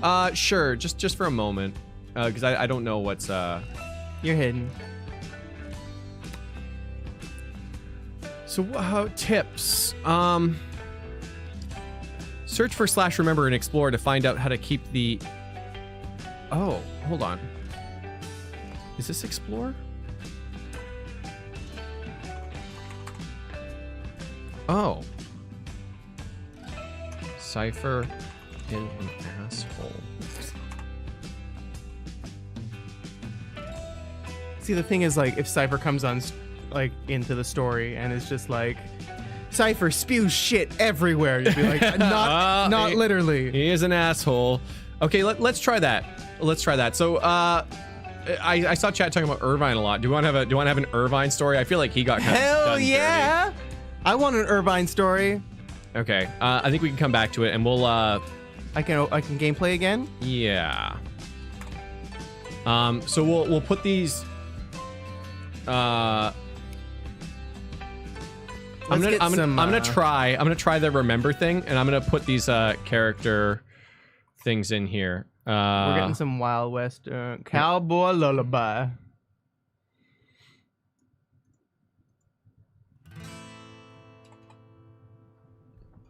My name's Irvine. Irvine Kinneys. I think we got to get all the ladies in here with Squall.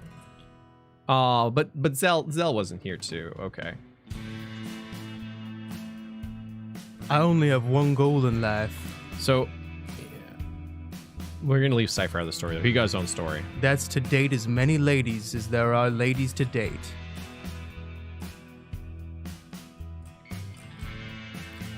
I'm also going to take away their growth. I'm just gonna make them their starting. Ooh, yeah.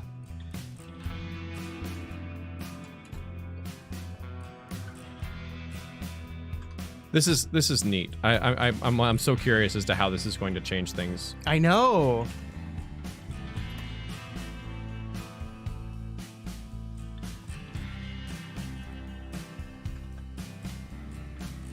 These like guitar riffs have like a weird country Final Fantasy vibe to them. Yeah. It's JHS pedals. cowboy lullaby.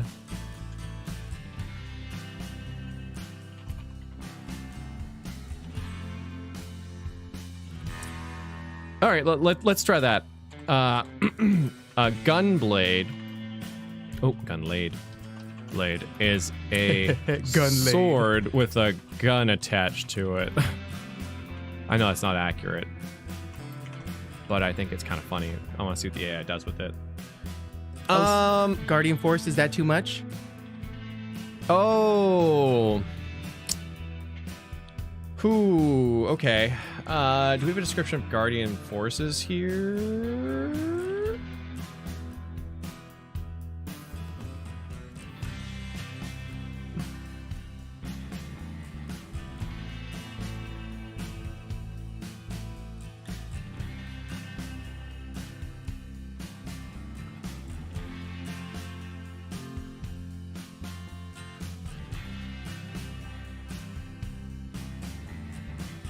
Okay, I'm gonna... What should Irvine be up to? What should he be getting himself up to? Borrowing these from the Final Fantasy fandom wiki. So, summon monsters are known as Guardian Forces, often abbreviated as GFs. They require junctioning characters to be used, as well as to use their inherent abilities.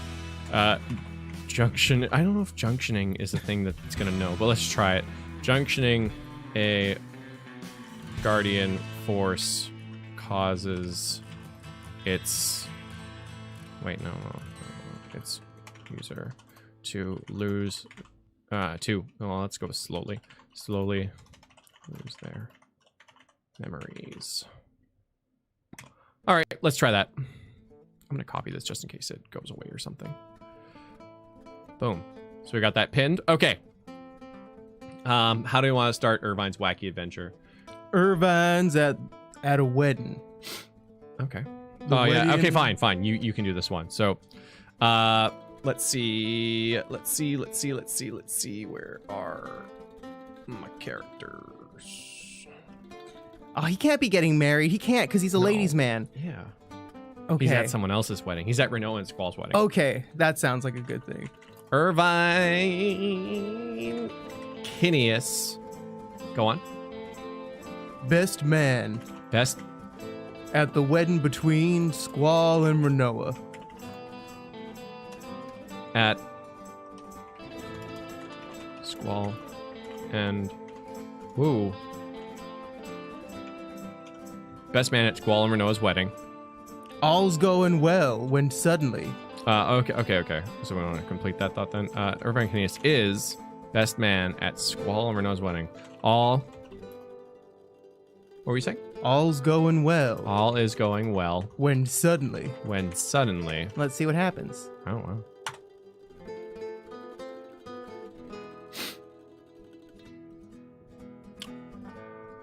When suddenly the power goes out. My name is Irvine Kineas. I'm a Guardian Force. Nice.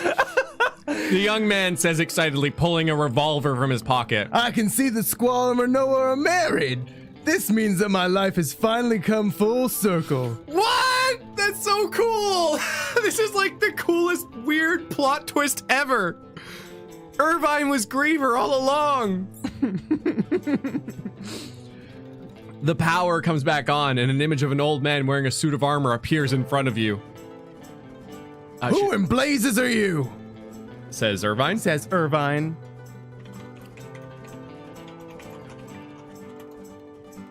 Yeah, it's fine. I can go story and say it. Why? Why not just say it right there? Cool. Because it might be confused as to who we are. No, we're Irvine Kineas. Okay. And we're a Guardian Force. You say, who blazes are you? My name is Irvine Kineas. Okay. I'm a Guardian Force. The young man says excitedly. I can see the Squall and Renoa are married. This means my life has finally come full circle. He's an NPC! You look around, there isn't anyone else here. Not even Noelle or Selfie. Wow, we're getting Pharmacy 13-2 over here. And then the screen flashes red and white again. Wait, what happened? My name is Irvine Kineas. I'm a Guardian Force. Is that what you want to say? What? No. No. What do you want to say? Or do? Look for Selfie.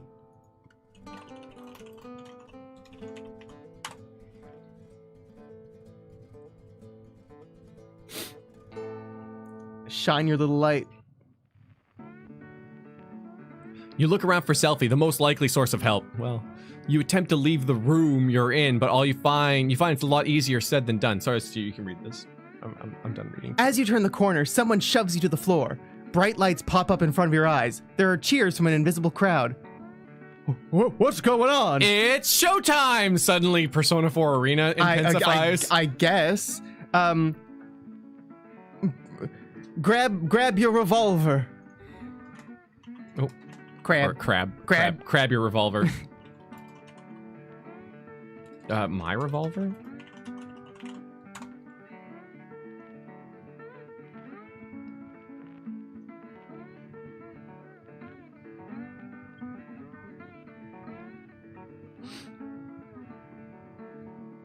You grab your revolver. The revolver has been in your family for 5 generations. Nope. Not even close. No. Mm-mm. We don't grab our revolver. Nope. We do not. I didn't even read that. We don't. Jeez. I'm glad you were reading ahead because it's weird. Let's go back and let's just see what it does with nothing. Maybe I won't do a prompt there. Nanny. Not even once. I just wanted to grab the gun. It's all. I just wanted to grab the gun. Yeah, that was fucked up.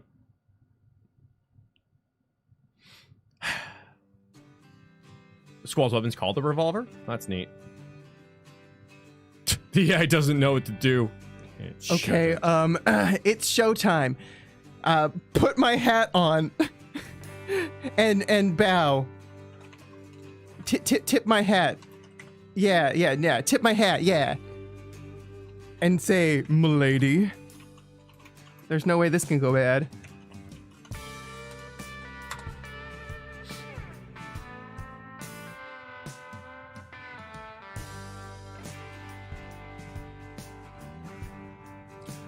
The man in front of you raises an eyebrow. The man in front of you raises an eyebrow.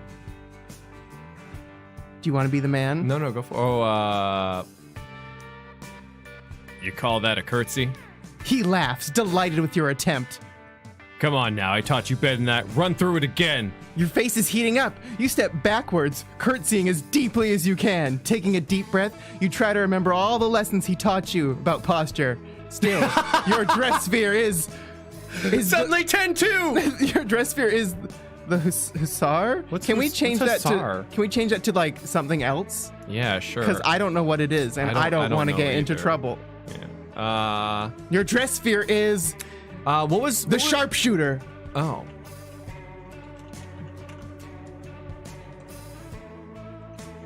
Yeah, dress spheres are a mechanic of 10-2. Which I'm excited to get to play. Yeah, I was thinking songstress. I was like, what was Yuna's first one? Songstress, I think. I'm a fancier lady than you know, old man.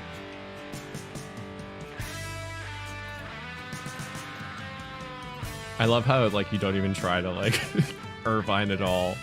Me? Yeah. It just suddenly becomes you. It's not even like, what would Irvine do? Ah, fuck it.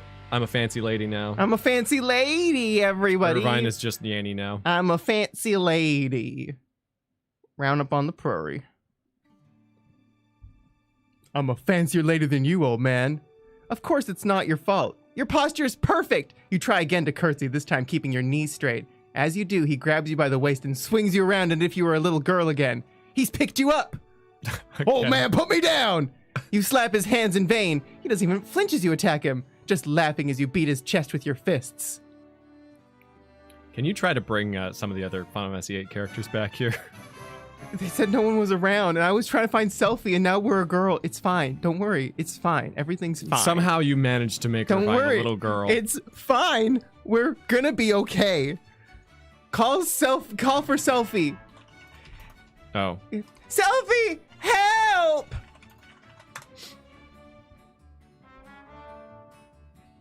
Are we Irvine or someone else? We are Irvine, who has now become a little girl somehow. Don't worry about it. That's how life is sometimes. It's just take it in stride. The man backs out of her way as your fists near his face.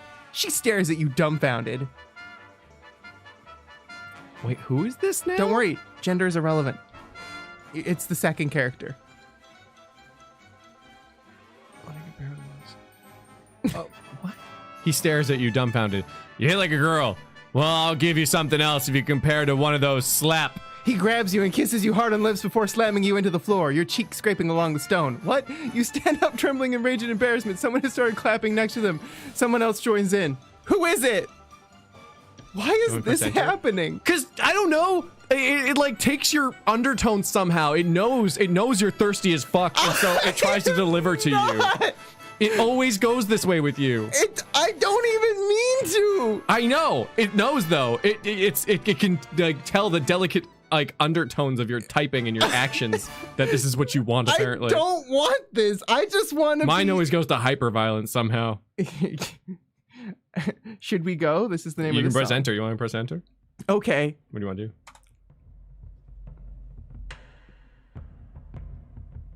I don't like this.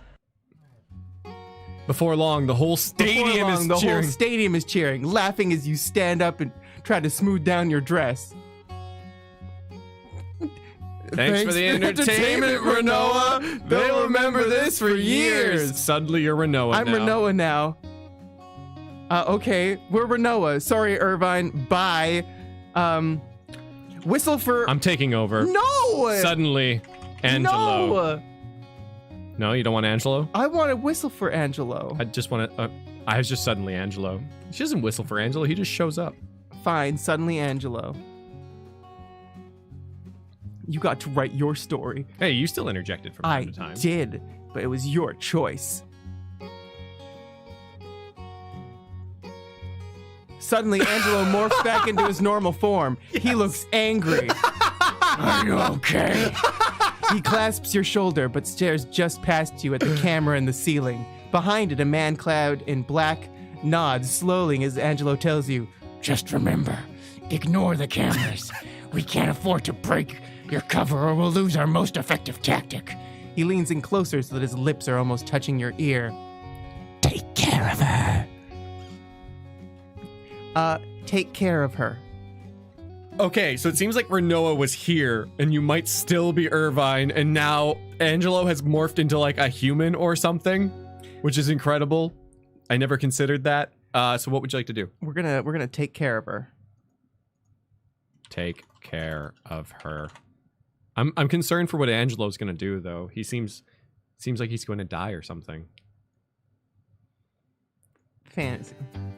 Angelo or Stamp is Renoa's dog. You grab her arm and yank her away from all the laughing faces just in time for her to see someone who she despises. A museum owner who is fond of Renoa, plus 326, cuts in, hands around her waist. Whatever you do, don't make a scene and stay away from me. Whatever you do to make a scene. Whatever you do to make a scene, stay away from me. You hurry her along. She glances over her shoulder at the video cameras mounted to the ceiling. Shoot the camera.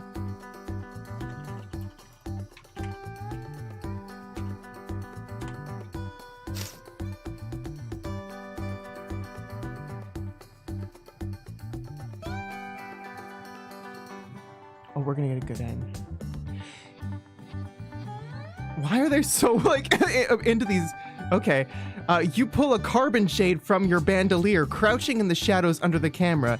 It directs a 470 nanometer wavelength laser that cuts through the tempered glass lens with ease. You toss the empty pen aside as the camera smokes, turning it into a multicolored blob for 2 seconds before it shuts itself off. That was freaking cool, we say. We shall say.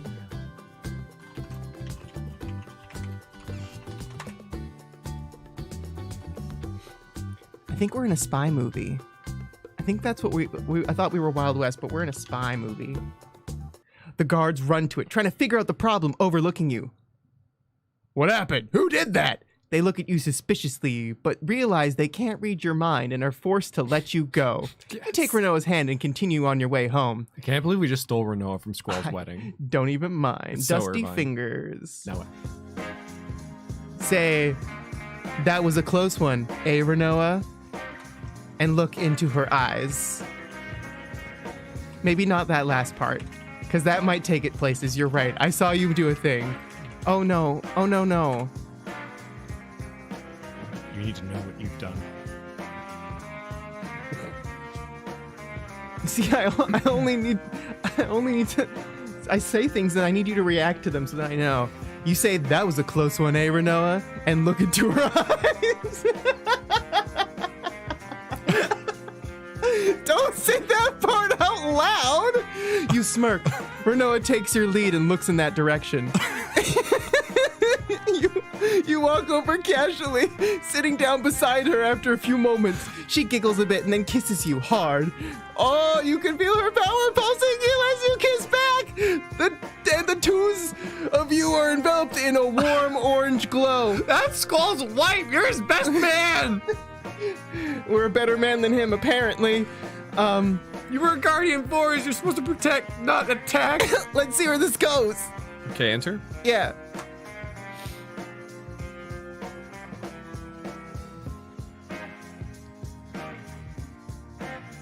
I can't. You come up for air. Oh my god. You come up for air, and she sits up but stays close to you. Her warmth is comforting, and you breathe in the scent of her body lotion. You can feel her cheeks flush as you hold her hand. Not speaking, you just enjoy each other's presence. You look into her eyes, brown into blue, and hold your head closer to hers. After a few moments longer, all of that changes, and her blue eyes meet yours, still holding an unspoken promise. Secret promise. Secret promise. This is what you wanted. You want to play cards? No, you want to play cards? I don't understand. Want to play cards?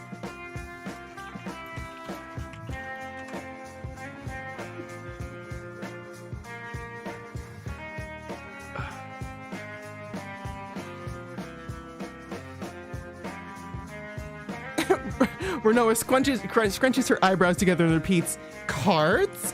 You nod to her, and she responds with a crooked grin. Well, I could go for some cards. The two of you get up and make your way back to the classroom where you'd left your belongings. You retrieve your deck of cards out of your bag and sit down next to one another. Renoa extends her hand and repeats, "So, I can't play strip poker with you?" "Nope, we're playing triple triad. I lay down my funguar."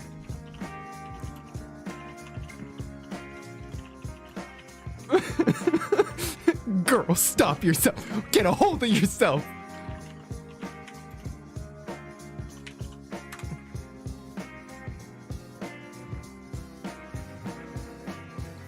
Maybe Velvet. I hope so. You place the card on the center and her expression sours. Ah, that one's impossible to beat! Several of the Blair bunch have tried before. This is true, but you're not so sure about Renoa's chances. She picks up the funguar card between her long painted nails and holds it in her hand with a pout. You hold your own card in hand and extend it over the table. Nice. I challenge you to a game. I want to see where this goes. Me too.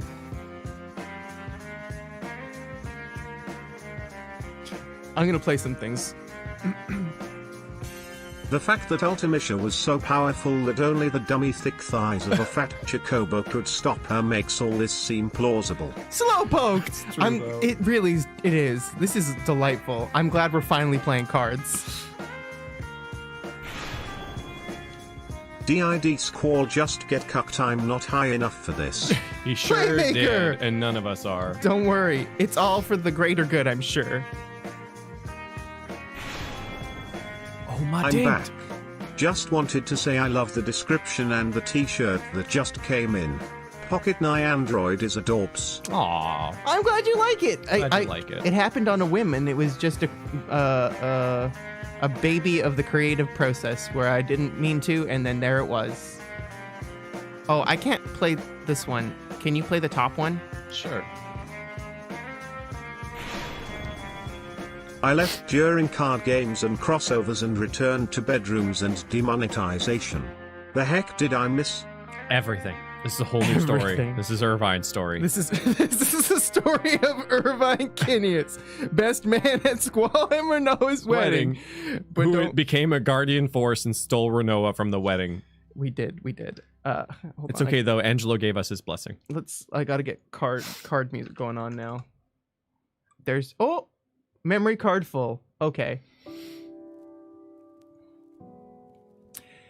She considers for a moment, then slips the card into her hand and places another card face down on the table.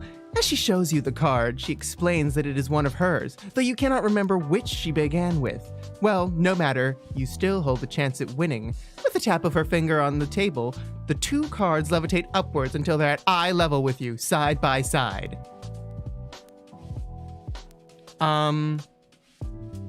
Draw a card.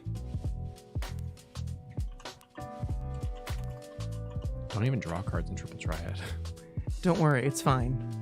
Cards don't float in Triple Triad either.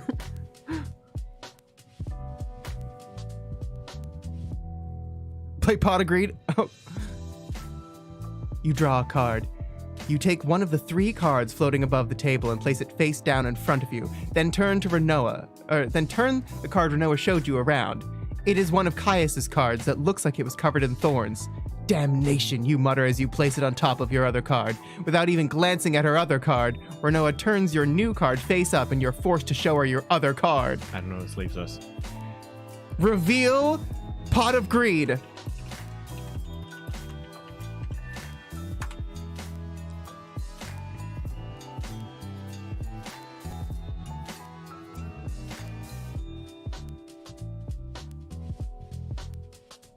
You revealed Pot of Greed. Aha! Renoa points at you. But I have Grand Cross. You're given no time to examine her card before Renoa shows you that her card was indeed a Fungwar.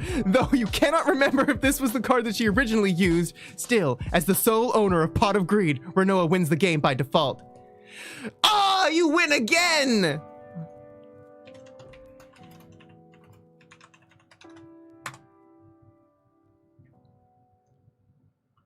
Impossible! Bacana! The sole owner of Pot of Greed? I bet that if the camera hadn't run out of power in the ending, we'd see Irvine run off with Renoir. Absolutely. Oh, is that what they meant by the power went out? Suddenly the power goes out of the camera. Well, I say you said, you win again, but the AI doesn't know what to do. High five Renoa. Oh, shoot. That's fine. We can high five her instead.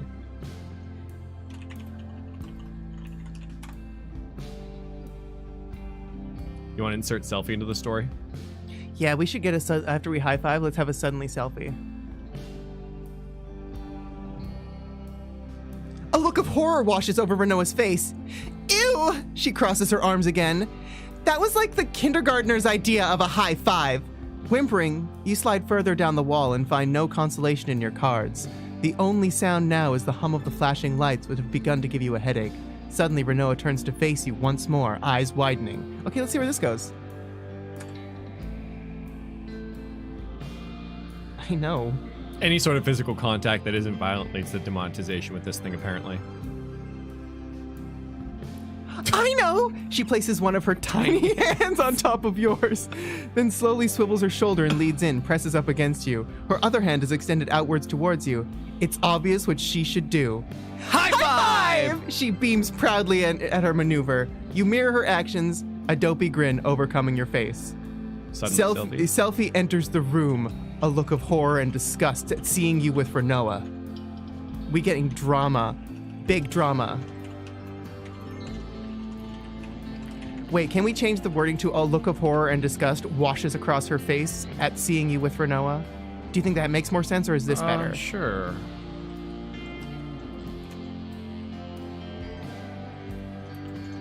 Because I ship those two. Spintato! Oh! Nice. Pot of What's Greed. with his hand? No, it's not possible. No one's ever been able to summon him. Spintato! Well, technically because he's against the rules. Selfie enters the room. A look of horror and disgust washes over her face, seeing you with Renoa. At this, Renoa turns her head as well. What? She says. Your cards scatter about you on the floor during the commotion. Suddenly spaghetti. Renoa, Laguna's looking for you. Ooh. Okay, she trots out of the room, clearly in a huff. You hear a few mumbled words whilst they passed each other. Drama. Hey, Squall. What? What? Are we Squall? I don't know. I guess we're Squall now. All right. Hey, Selfie.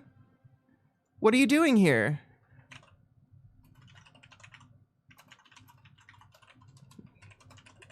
We're going back to Partyland.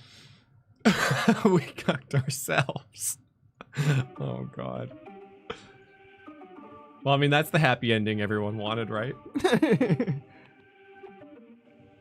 I better go. Selfie glances away nervously. I have an early flight too. You interrupt her with your question. What are you doing here?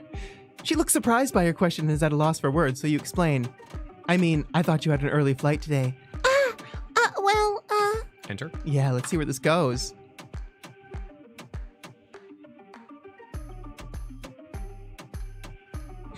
I know this music is making the mood really weird, isn't it? I like it.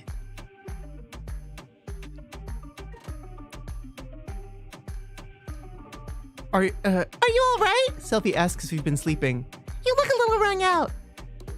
Sleep has been hard these days, what with the incident.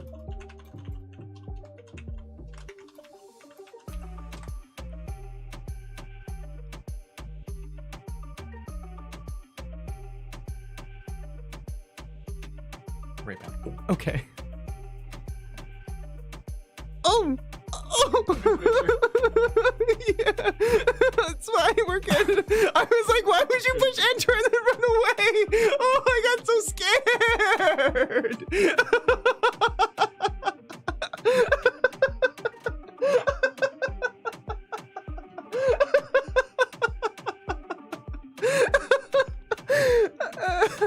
You say sleep has been hard these days, what with the incident and all. Sophie strokes your cheek softly and gives you a little kiss while saying sweet nothings.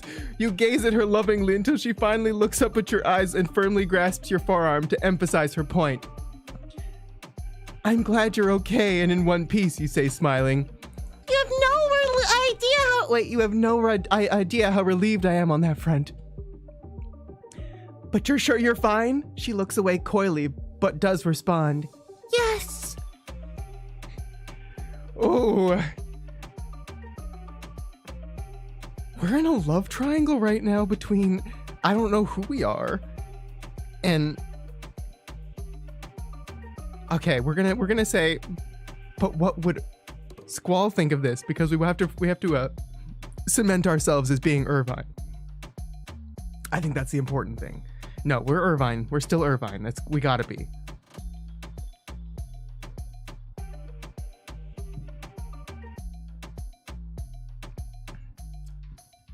Aren't you Squall? We started as Irvine, I think. Church of 8 Wheels. Oh, hi. What have you done? So let's say Whoa. So What? selfie gives you a kiss while whispering sweet nothings. I know. Let's say you got to catch that flight. Don't you have a flight to catch? Don't you have a flight to catch? Yeah, that's good.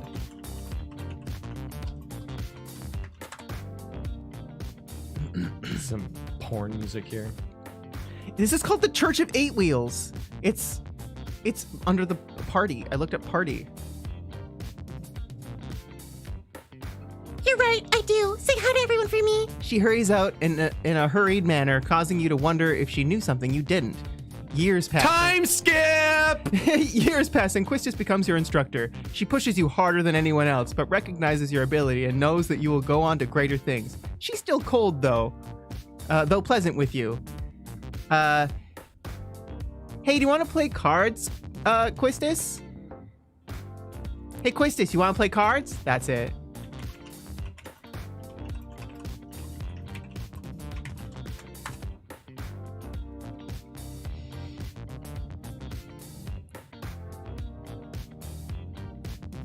Monogram. You hold out your deck of cards and say, "Want to play? I got the time." She frowns and says, "Only if you put..." You interject and say, "Just for fun. No prize, no credits, no nothing. No anything. Just for fun. Seriously." Her facial expression relaxes a little bit. "Maybe. Okay, wait here. Let's see where it goes." It's because we took everything from her as the Queen of Cards before the King of Cards. We used to be at a wedding. Remember that? Yeah, that didn't last long. No. "I gotta get something from my room." With a smile, she leaves your sight, leaving you to ponder what something was she was going to get. You hope she didn't forget her whip. She comes back and extends some new pieces of cloth towards you. "What's this?" you ask. "A tie?" "Yeah," she says, extending it even more towards you. "Will you help me, please?" Tie the tie. Tie the tie? Yeah.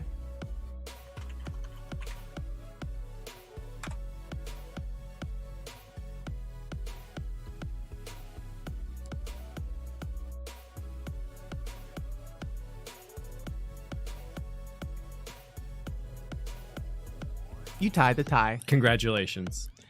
Now let's... It doesn't know what to do. Yeah, let's say, "I hope this helps you. Now let's play cards."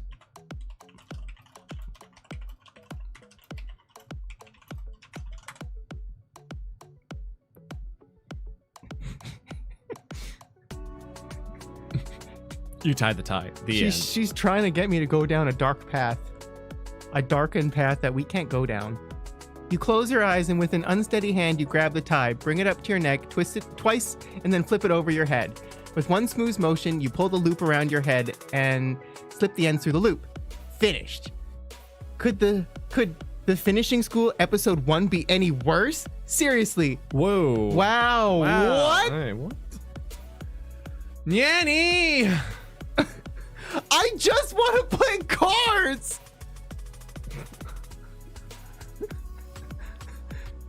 Like, there's... What can I do? I don't know. Yeah, just help her. Help her. Please say just say triple triad? Okay. Triple triad. The opinions and thoughts of AI Dungeon are not that of the NyanCave. Whoa! Okay, we're good. You happily take her tie and wrap it around her neck, tightening it. You smile cheekily. "So, want to sit and talk?" She licks her lips and pokes her finger at your chest before slinking down and sitting on the floor across from you.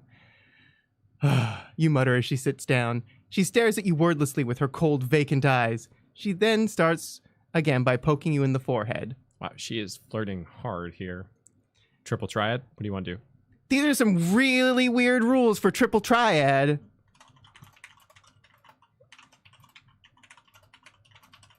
I feel like it's because all of your dialogue is like porn dialogue somehow. Like they're just all straight up porn fiction lines. Maybe I shouldn't watch so many like bad pornos, like, porn things without the porn in it. I just think they're hilarious.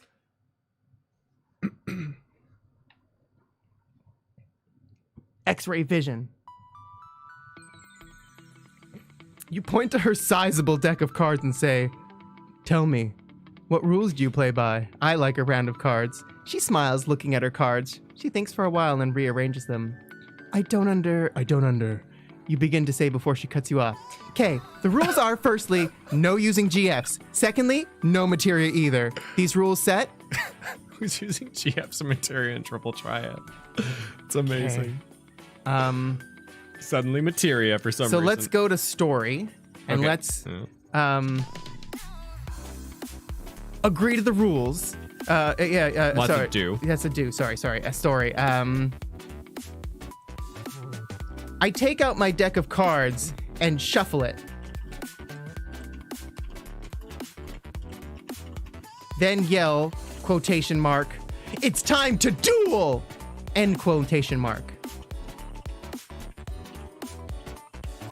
Is that story or is that do? Good enough. Whatever. But Nyanny, this was supposed to be a Yu-Gi-Oh! Free vacation. I'm just trying to stop all these ladies from having intercourse with me on the internet. You're doing a terrible job. I do a terrible job. This is in going real to life, lead to too. more intercourse. I can feel it. No! No! You don't say it's time to duel and not get laid. It's time to duel. The AI doesn't know what to say. Quistis lays a card down, and let's see if it knows that. Lays her first card down, yeah. Shit, no. What did you do? I wrote Quistis lays down to spite you. Why did you do that? Oh no, let's see what happens. No, I'm not gonna let that happen.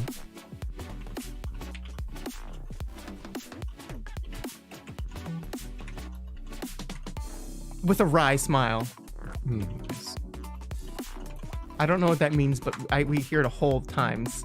It's like cocky or like mischievous or like, you know, like a I can't do it offhand, but then it. Let's go say a bold move. We say This isn't even AI Dungeon anymore. This is just your story.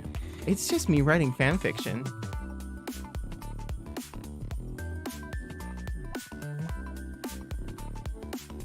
It's like a dry smile. Yeah, it's like kind of like cocky, right? She places a card with a black background and glowing yellow spikes in the middle on the table. She looks confident. Catapult, she says to herself. As if by magic, the word catapult appears above the catapult card. It then turns into a 3D model of a catapult as Quistis' smile broadens. Okay, fine. You finally got into Yu-Gi-Oh! Are you happy? Is this what you wanted? Now? Huh. You think a catapult can take me down? Trebuchets are clearly the superior siege weapon.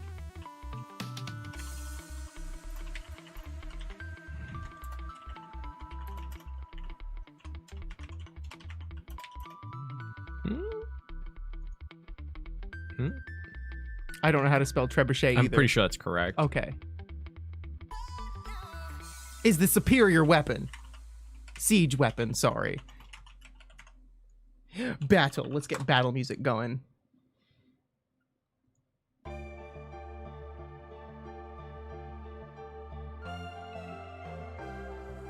trebuchet? Yeah. You grin and lay a card with a black background at the center of the table. On the card is the figure of a knight riding a horse, brandishing a sword in its raised hand. The name catapult disappears and is replaced by the word trebuchet. Ceci n'est pas une catapulte! You grin smugly at Quistis. On Quistis' side of the card, something has gone wrong. You can see it immediately. Story. Just then, Squall kicks in the door.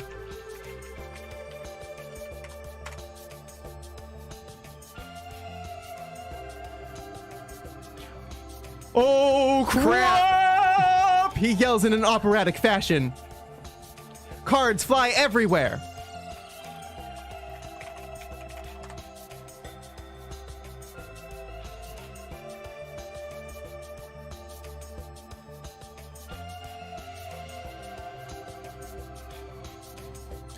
Cards fly everywhere and you turn to look at him. You don't see Quistis draw her pistol from her hip holster, but the next thing you know, you've been shot off your bar stool on the floor.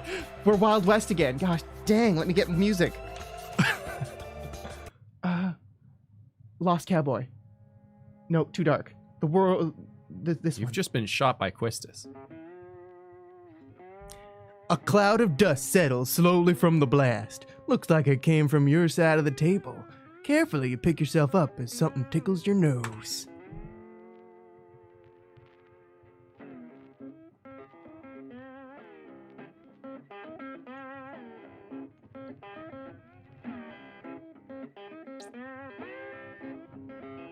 What do? Sneeze.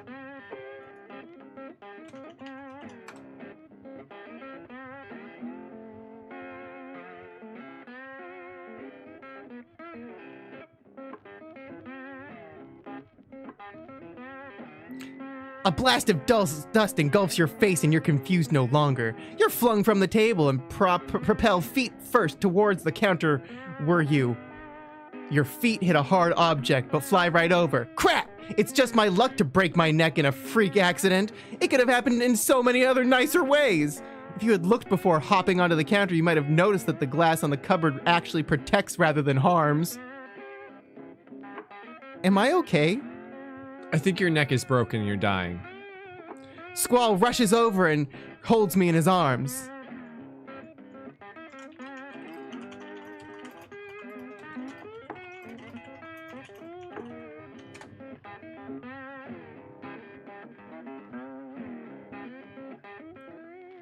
That's one heck of a sneeze. Squall rushes over and holds me in his arms, while I'm too busy choking on dust to complain about that. Time to go, Quistis yells. It takes us quite a while to get out of the bar, mostly due to the fact that Quistis took the liberty of shooting the lock off the front door as we pass through it. We take a moment to get our stuff together and then run like hell towards the train station at the edge of the city. The door wasn't even locked, Quistis, and then once you shot it, it wouldn't open. I thought it was cool. What now? Say, what happened in there? You were supposed to keep... Oh. I'm sorry. It's okay.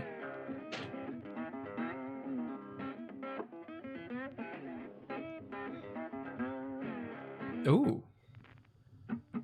You catch up to Zell once more and grab him by the shoulder. What the hell happened in there? Zell turns around and you look twice before whispering. I don't really know. It was all pretty confusing. Has something happened to your memory? You stare at Zell in surprise. You're joking, right? What the hell just happened in there? Now that you think of it, you do have gaps in your memory. Could it be from the Guardian forces? Look at that. We're coming full circle. We're making it a story.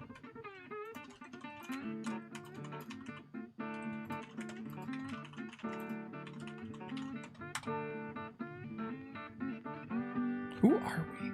I have no idea.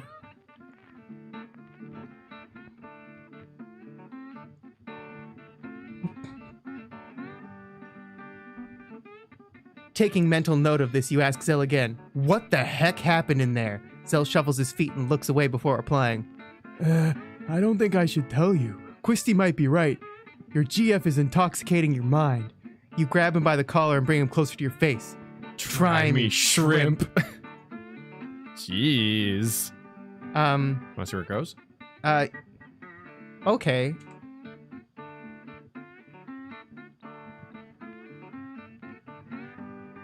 Quisty. That is cute, right? Lazy boy blues. Trust me, if I really was under some trance, I wouldn't hesitate to kill you right now. So repeat after me. Zell is the man.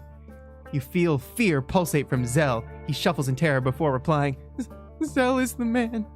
His knees start shaking and he keeps staring at you in fear, looking for any hint of anger on your face. Now say my name. I have no clue who we are. God. So I want to see if he says my name.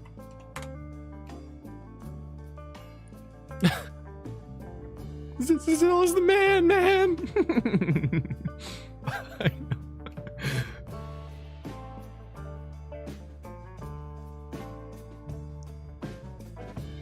You are the man! Zell repeats as loud as he dares to.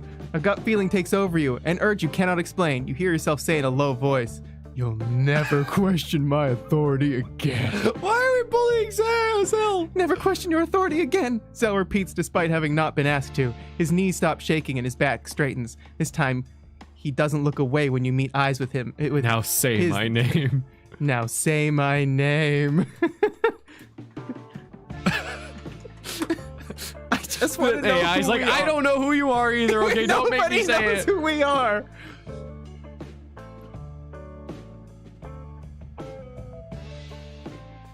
Balam is for the weak, Zell says. Balam is for the weak, Zell says in a creepy, emotionless voice. Zell takes a deep breath before replying. You will never question my authority again. He stares at you in fear, hoping that this will please you. It doesn't, and he's about to say something else when you interrupt him. What if I let you join me in my conquest? Will you follow me into battle? Let's see where this one goes. I don't need to know who I am. I'm a badass.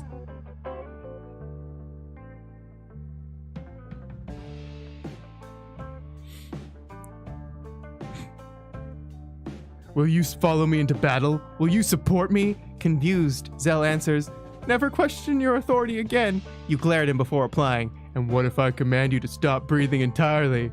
Fear once again takes control of Zell's face, and he starts to increase his respiration. His voice becomes grating and raspy as he repeats after you, sound becoming hoarse as panic sets in. Stop breathing. Wait, no, I don't want to see where this goes. No, I don't want to see where this goes. Sorry. What? Why would you do that? No, I like this boy. He's a good boy. Beads of sweat form on his face. His lips turn blue. Zell has passed the point of no return. He can't breathe anymore, and he knows it. In horror, he stares at his chest, willing it to rise and fall normally again. As time passes, lack of oxygen reaches his brain, and consciousness fades. You wake up with a jolt. You're covered in a cold sweat, your heart beating rapidly from the nightmare you just had. Oh, it took the easy way out. Yeah, go back. I can't believe you made Zell pass out at a I fear. didn't! Jesus. I didn't. Irvine woke up. Dissidier's version of Triple Triad must be both amazing and hardcore. GF and materia rules. I want to know what is the Drosphere rule now. Right, Mr. Demix? When does that come in? Now we say, I'm just joking with you, buddy. That's so toxic. I just want to get out of this horrible hellhole that we've somehow found ourselves in. I want to go back to porn, please.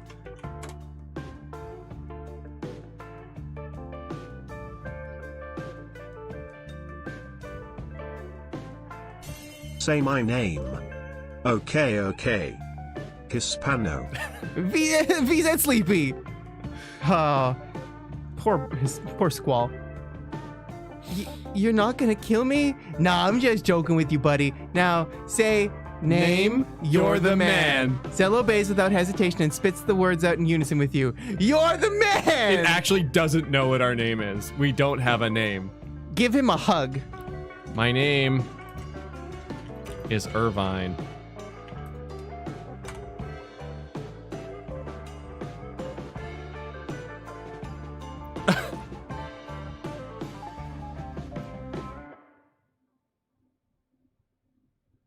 Shit, you and Irvine. Oh no. Wow, what the fuck? It just restarted it. It started did. a whole new. Yeah, wow. No, go back one more. Insert name, you're the man. Now let's give Zell a big hug and apologize for making him be scared.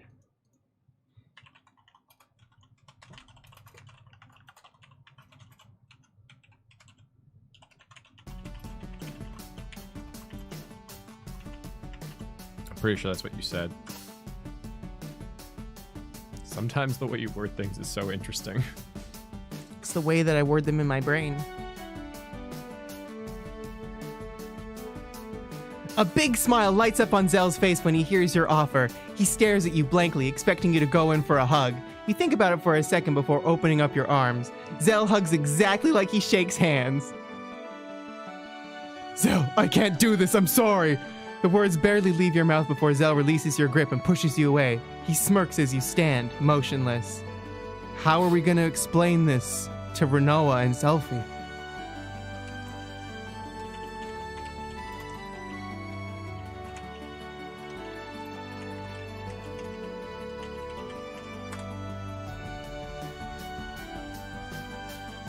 Yeah, this is like a quintessential abusive relationship. Where like we like verbally abuse them for a while and then suddenly come in and become very affectionate. It's very odd. Zell snorts and forces himself to laugh, catching his breath only as he wipes tears of laughter from his eyes.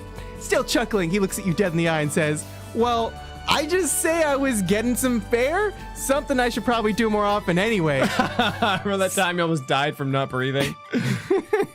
Still meeting your gaze, he finishes his speech with, anything else? You ready to go back to the dance now? He looks away from you and stares at the floor. Lead him to the dance floor!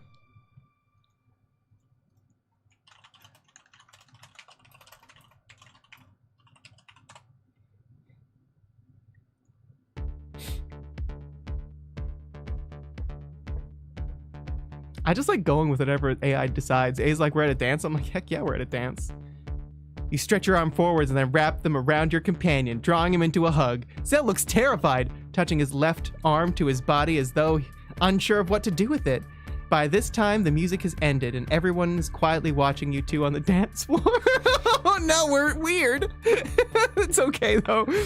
Renoa whistles from the nearby punch bowl and gives you a big thumbs up, while Cypher waves lazily from the other side of the room. Accurate. Do the forehead touch. Whisper gently into his ear. But these are the words I want you to whisper. Hey, do you want to play cards?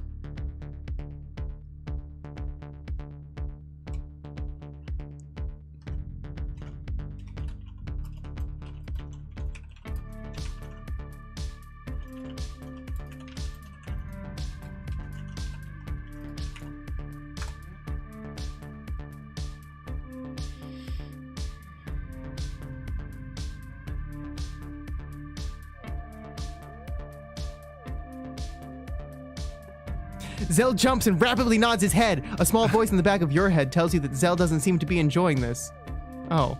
And is in fact, seems quite uncomfortable. Whoa. In a louder whisper, you ask Zell if he wants to play cards instead. Oh. The smallest indicator of a frown appearing on Zell's face as he responds in the affirmative. As your friends troop over to join the pair of you, Renoa slips her arm around your waist. Let's see where this goes.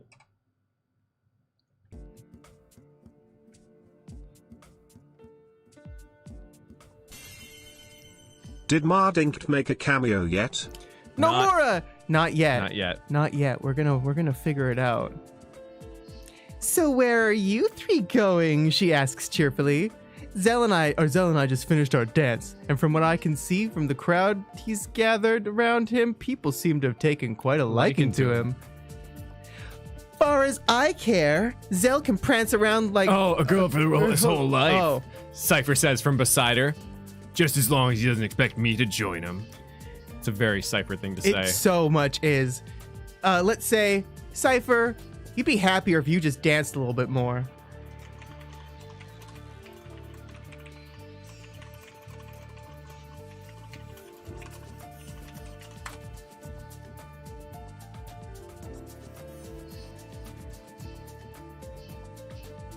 I don't know how Cypher managed to be the only person in character. Zell, did you force Squall into this? She turns to scold him, causing the limit break to step backwards and into the crowd. Oh no! The crowd! The limit breaker's in the crowd! What is that? No, it was his idea, Zell defends from the middle of the posse of students. I never forced him to do anything. Whatever, Renoa rolls her eyes. Cypher, go dance as Zell, that will shut you up. Fine. Oh my god. Well, let's see where this goes. Yeah, okay. I don't understand, but I don't mind. Here we go. Fine.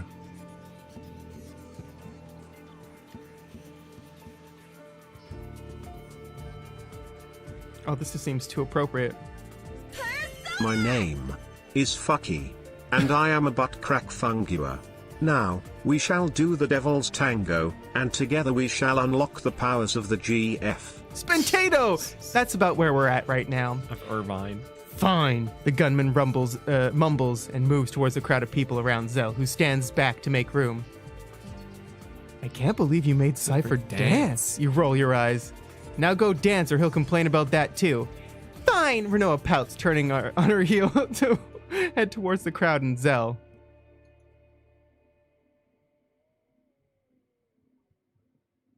And then everybody a dance party. Everybody dances. Everybody dances.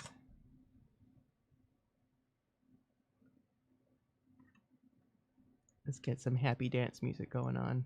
This is a good ending. We're getting the good ending. Cubic Z. No. Wild Pogo. Heck yeah, Wild Pogo! And then every bandy dances to...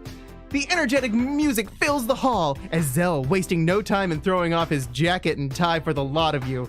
Don't just stand there, you'll have to dance eventually. Know that I'll pull you in. He sings along to the music. For all his reputation as a blank and loudmouth, nobody can deny that Zell seems to be quite popular in this stuffy boarding school.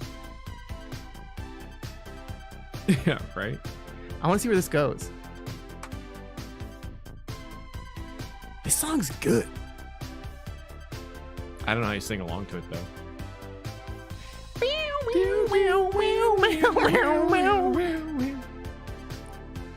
Especially due to his nature of sleepy shitty sleepy shitty guy that can make anything insanely funny. You can't deny that after only a few hours of knowing the guy, Zell's probably the friendliest person you ever met so far at this school. Meanwhile, Vanilla finds her own inner beat and begins dancing. Cypher stands on the side, still as a statue. He will not dance. He won't even look on for more than 3 seconds. What the hell, man? Grab Cypher by the hand. Grab Cypher by the hand. We're dancing. Who are we? I don't know.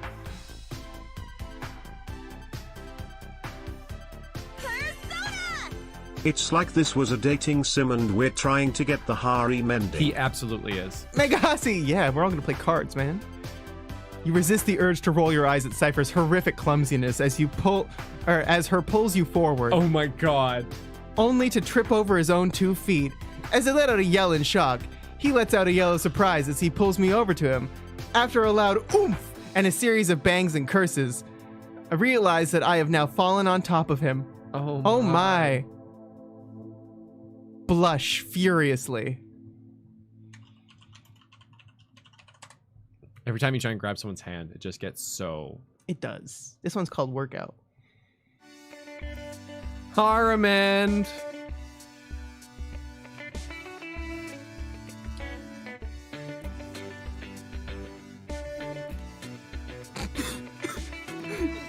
As I let out a furious blush of embarrassment and keep myself in this position, the position I was in caused Cypher's face to be just below mine. His eyes watered somewhat from the pain, and he was pantsing heavily. You alright? I asked, concerned about his injuries. Why am I concerned about him? It's Cypher fucking Elms, the bully everyone hates.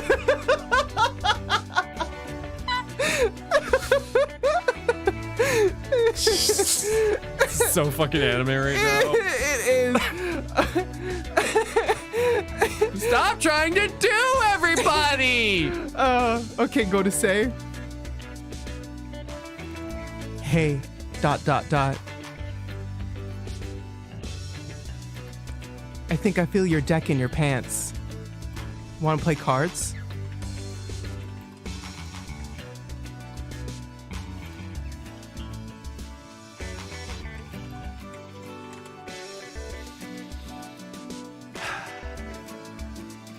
We will get a game of cards out of this man.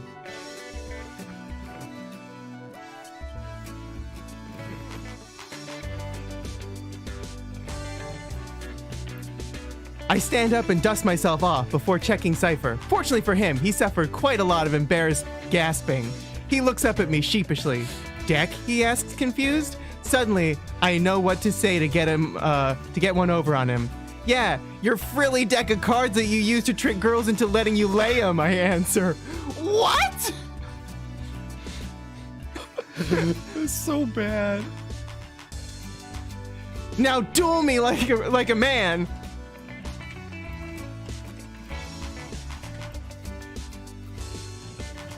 Oh, coward, yeah. It's not even a huge deck, it's a frilly deck of cards. And apparently, you pull out the frilly deck of cards and every girl ever just wants you to lay them. That's how that works. When you've learned how to duel, come find me. That's been my catchphrase since I was able to talk properly. Seriously, though, hopefully Cypher isn't too much of a loser. Well, that's this chapter done. Well, that's the end of that story. I'm gonna press enter just to see. Yeah, let's see what happens. Fly high. Oh, this song scares me a little bit. Dolphin. I sincerely hope you always find the time to keep reading this. Maybe I've pulled one over on you, and you'll read this ahead of time. But if my plan goes as intended, you'll only read it when you have the time. Shit, is it me or is this a paragraph horribly written? I think the AI. Oh shit! It's actually gaining sentience.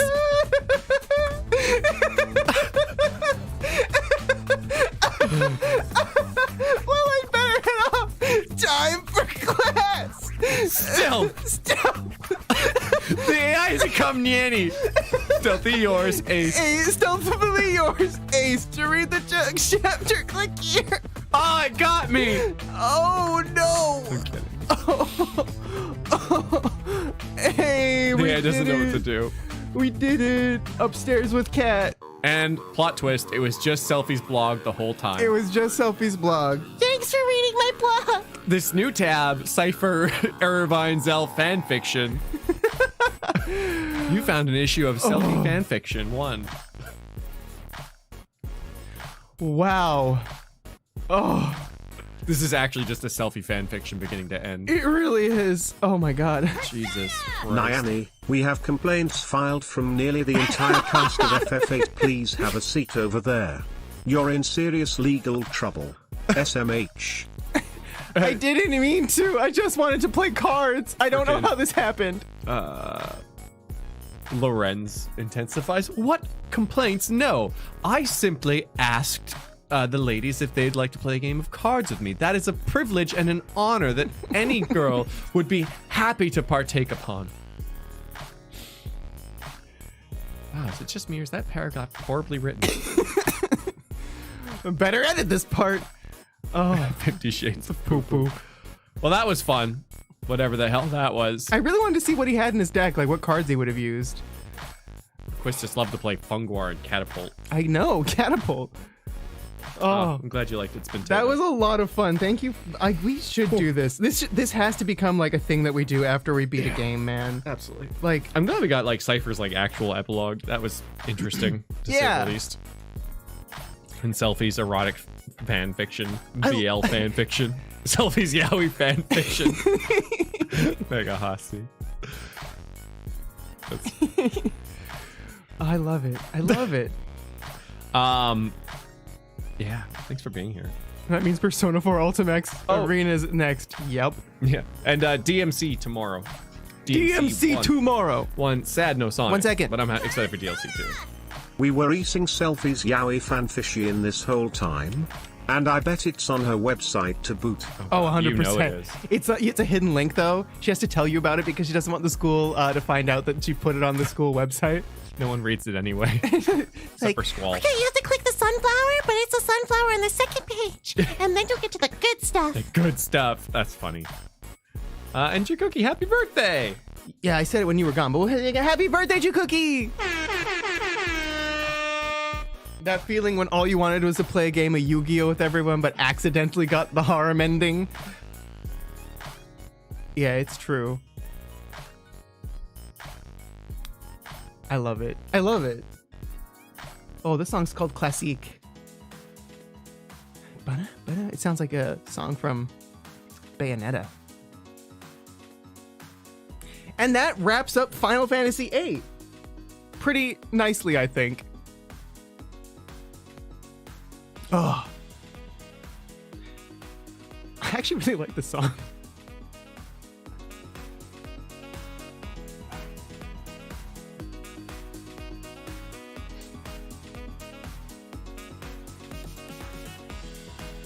It could be one of your favorites.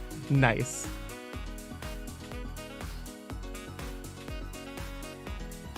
Ba-ba-da, ba-ba, ba-ba-da-da. How would this go with any of the games you completed? Well, we did this for Final Fantasy VII Crisis Core, and then we did it for Final Fantasy VIII. We haven't completed any games since those. I really like it a lot, though. Like, this was I think Clay's idea, and it was so good.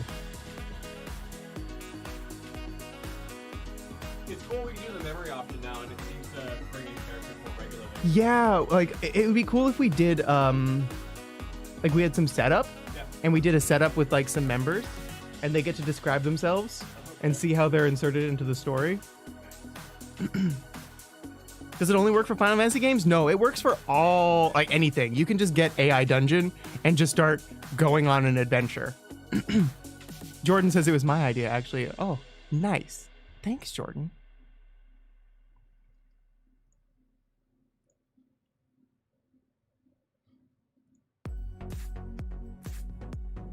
Hey everybody, welcome to my makeup tutorial. So you're going to want to start with a primer for your face. Not a makeup primer, a primer for walls. You got to slap that shit on thick if you want to cover up those pores. Now, put on the blush and then the eyeshadow. I don't know anything about makeup. Just paint your face like you're painting a house. Long strokes and using a roller. I'm doing good. This song just sounds like makeup tutorial music, so I went with it.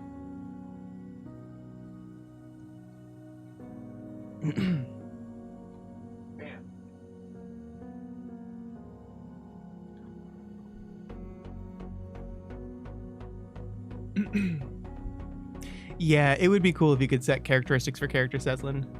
You can. We did. Like, but it didn't follow them entirely. The funny thing is, like, we didn't even put Cypher in the memory thing, but it happened. Yeah, it just knew through context. Yeah, well, it got the Guardian Forces and the GF and the memory thing. But